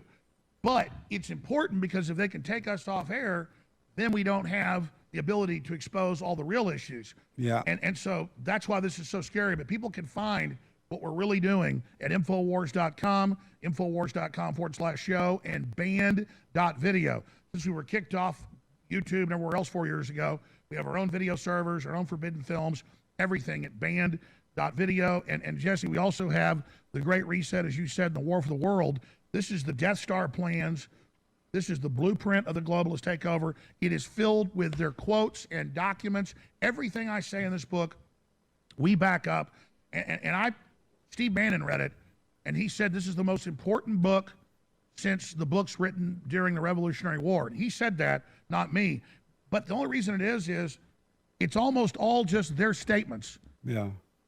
And so it's extremely powerful. It's now number 9 bestseller in the world at Amazon.com. We want to push it to number 1, Amazon.com, The Great Reset and the War for the World. It'll be a major political statement if this book goes to number 1. So in the words of John Paul Jones, the founder of the U.S. Navy, when he had a ship 1/3 the size and less than half the men battling this big British gunship, that had, again, 3 times the guns they had, this big galleon they're fighting, and they started to sink, and they hailed across with their bullhorn and said, "Are you ready to give up?" And John Paul Jones said, "I've only begun to fight," and they rammed their boat into it, and they climbed on board while his ship sunk, and they took over that ship. And so I will take the words of John Paul Jones and say this: I have only begun to fight. I am more empowered, more supercharged than ever because we've been vindicated. All this evil's out in the open. When they try to demonize you or me or anybody else, more and more people aren't buying it. And so, I do the right thing even if we didn't have any hope. But we have a lot of hope here, and so I'm just extremely blessed to see the light at the end of the tunnel and see victory maybe while we're still alive against this, Jesse. Amazing. You said something in the Great Reset that really was interesting to me, I hadn't thought about, is that this is about the big companies, big businesses, and governments and things like that. It's all about money and power. How much money and power do they need before they know they have enough? And once they get all the money and power they think they want, they will ever let go of the people? How much money and power do they need? Well, these big mega banks that control everything through fractional reserve banking are able to buy up the world. They have quadrillions, and they're inflating the currency to actually devalue those of us that live on a fixed income or live on a paycheck. But they can use the unlimited money. The inflation doesn't hurt them because they just print more. So they get the first use of the money, and they pass on the debt and inflation to us. And with the globalists, they really are evil. And they want to end the family. They want to emasculate men. They want to conquer humanity. Yeah. They call it the final revolution, so no one can ever resist them. And so this is a takeover of the human species. So the money and power is about power. They want the money and power so they can control every facet of our lives. They're transhumanist, and that's what the Great Reset, War for the World covers. Alan, this guy, George Soros, he is now helping to destroy America. And he's done it around the world to other Western countries for sure. Why is America allowing that to happen? One man, I guess it's more than one, but why are they allowing George Soros to do what he's doing to the country? Well, that's right. When I was growing up, a little kid, my mom would watch the nightly news. She had a little color TV in the kitchen, and she always cooked a big dinner. And so I'd be sitting in there waiting for dinner and stealing a biscuit or carrot or whatever, watching television, and she would be watching the news. And George Soros was a criminal then. George Soros was a supervillain who was known for trying to crash the pound and stealing British pension funds and stealing pension funds in Western Europe, and he brought down over 20 countries.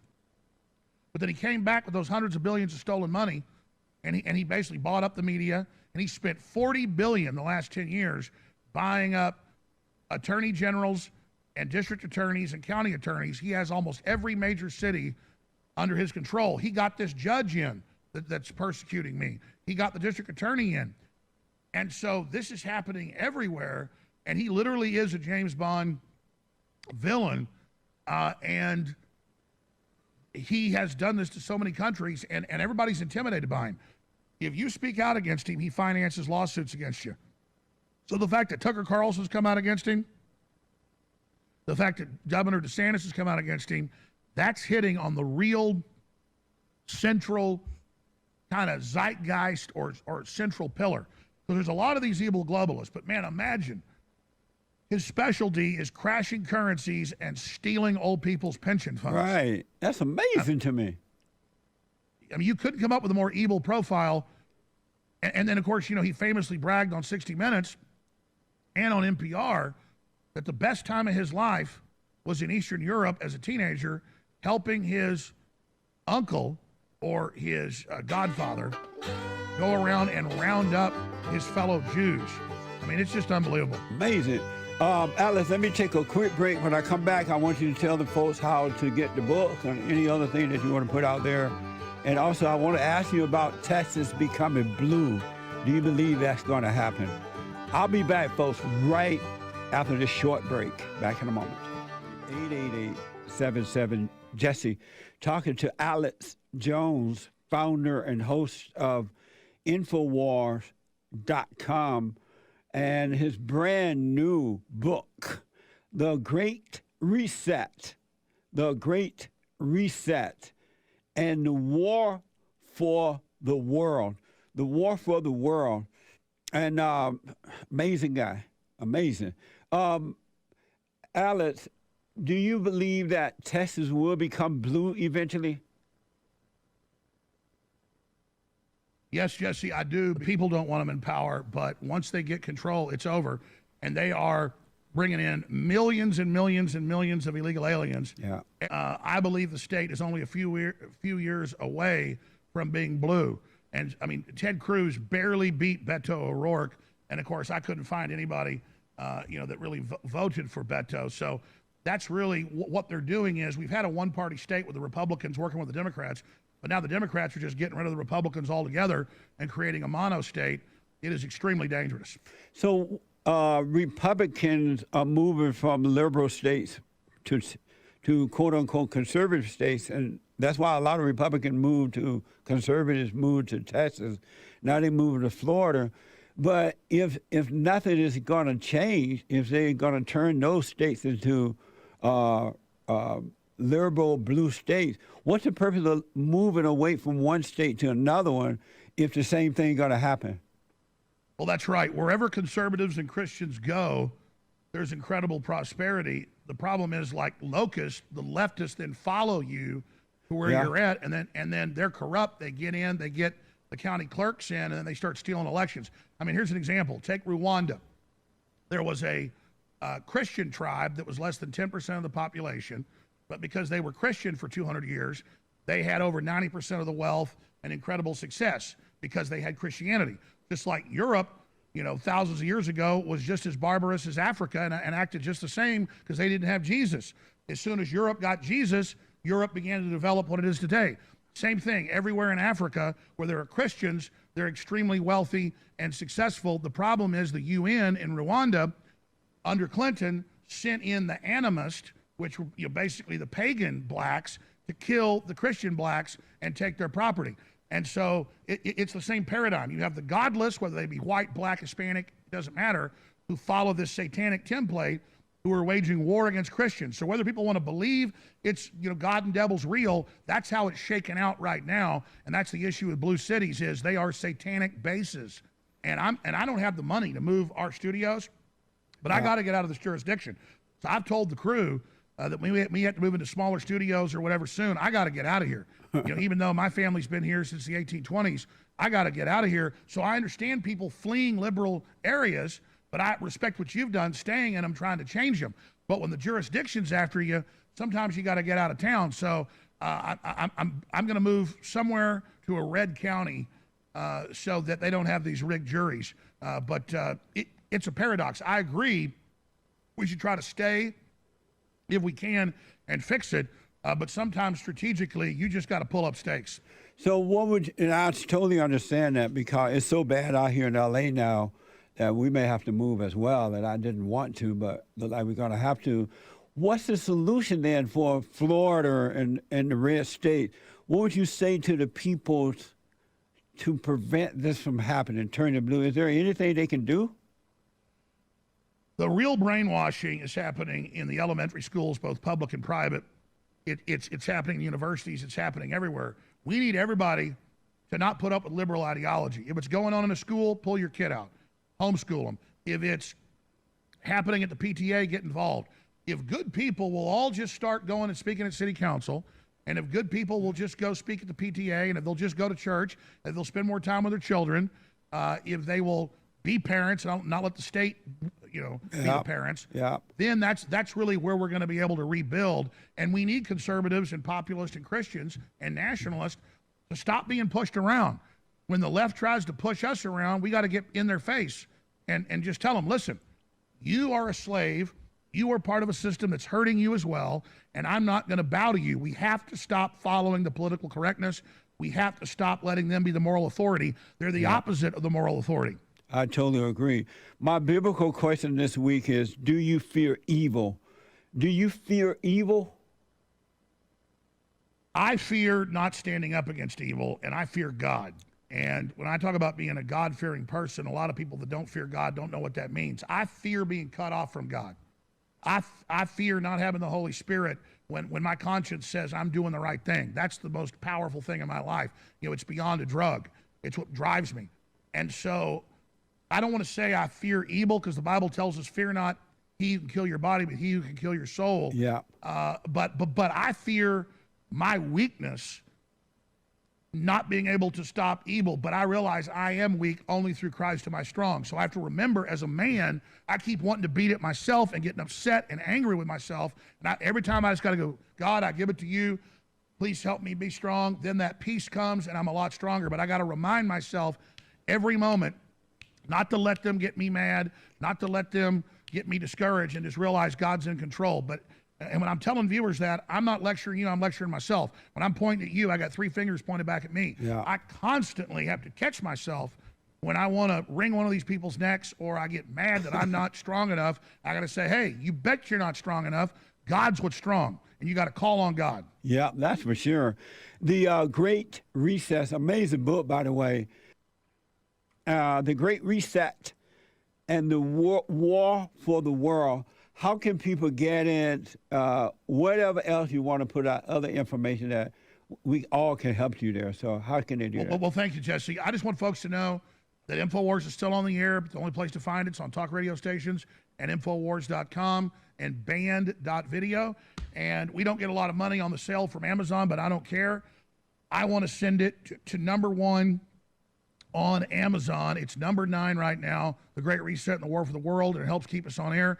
You can also buy a signed copy at InfoWarsStore.com and follow the links at InfoWars. But this book really is special. And we took all this deep research and all their quotes and all their documents, and it was really easy to read. Easy to write, because they just are bragging about. Klaus Schwab in here, the head of the WEF, he says, we control your governments, and we're going to take everything you got, and you're going to like it. And we're going to take beef away from you, and we're going to break up families, and we're not going to let people live in single-family dwellings, and we're going to make you stay in 200-square-foot apartments, and you're going to love it. Well, you know what? I'm not going to love eating the bugs. And you see them all over the world taking the cows away in the Netherlands. They're not playing games. When people hear stuff like we're going to eat bugs and we're not going to have beef and we're not going to have cars, they mean business, folks. They are engaged in the designed, controlled demolition of the Western world, because they don't want people in the third world aspiring to live like Americans or others. Remember Obama, before he left office in 2015, he traveled to Africa. Anybody can pull up the clip, type in, they try to suppress it, but it's still on YouTube.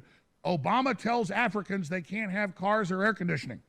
And he went and was speaking to a university in Africa, and he said, the earth's going to heat up and burn up, and the oceans are going to rise. If you have a car or air conditioning, sorry, you can't have one. Meanwhile, that same year, he bought a $20-something million estate at 1 foot at sea level, 1 foot above sea level at Martha's Vineyard. And he also has one at about 2 feet above sea level in Hawaii. Yeah. The truth is, the ocean hasn't risen in the last 100 years, any.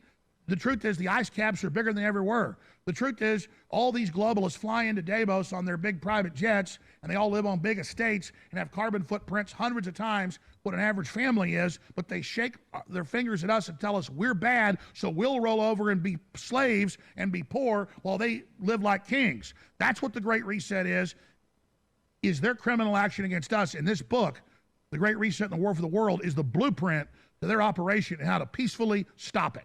Amazing. Speaking of Obama, then I have to run here, but speaking of the Father Messiah, I don't have any proof yet, but I don't believe Joe Biden is running the government. Joe Biden remind me of my father expired of Alzheimer's. I don't know if Joe Biden has it or not. I haven't seen the medical record or heard. But my father were acting just like Joe Biden when he first started to develop that, and he eventually died of it. Do you believe that Obama is behind the government? It feels like Obama's government. Do you believe, or who's running the government right now? Well, Jesse, we know. Remember when Trump first got in 2017, Obama, a mile from the White House, got this big giant compound and moved in all his former staff. And so he had all the bureaucrats, the deep state, still in charge, blocking Trump for 4 years. And so, yes, Obama, unlike Biden and, unlike some of these other puppet presidents like George W. Bush, he actually is super smart and is actually high level calling shots and running things for the global elites. So he actually was elected the first 2 times, and we are seeing the third administration, the unelected administration of Barack Hussein Obama, and Joe Biden's just a puppet that'll take the blame for all the policies designed to sink this country and to bring us under their control. So very, very astute points. And please come on my show very, very soon, sir, and God bless you. I will. Alex, thank you so much, man. I wish you well. And don't give up. Stay with it, stay with it, stay with it. Yes, sir. Thank you. All right. God bless you, man, and thank you. Alex Jones, founder and host of Infowars.com, brand new book, The Great Reset, and the War for the World. Thank you, Alex. I appreciate it. Amazing. All right, folks. Have a good day. See what we're dealing with, a battle between good and evil. Talk to you tomorrow.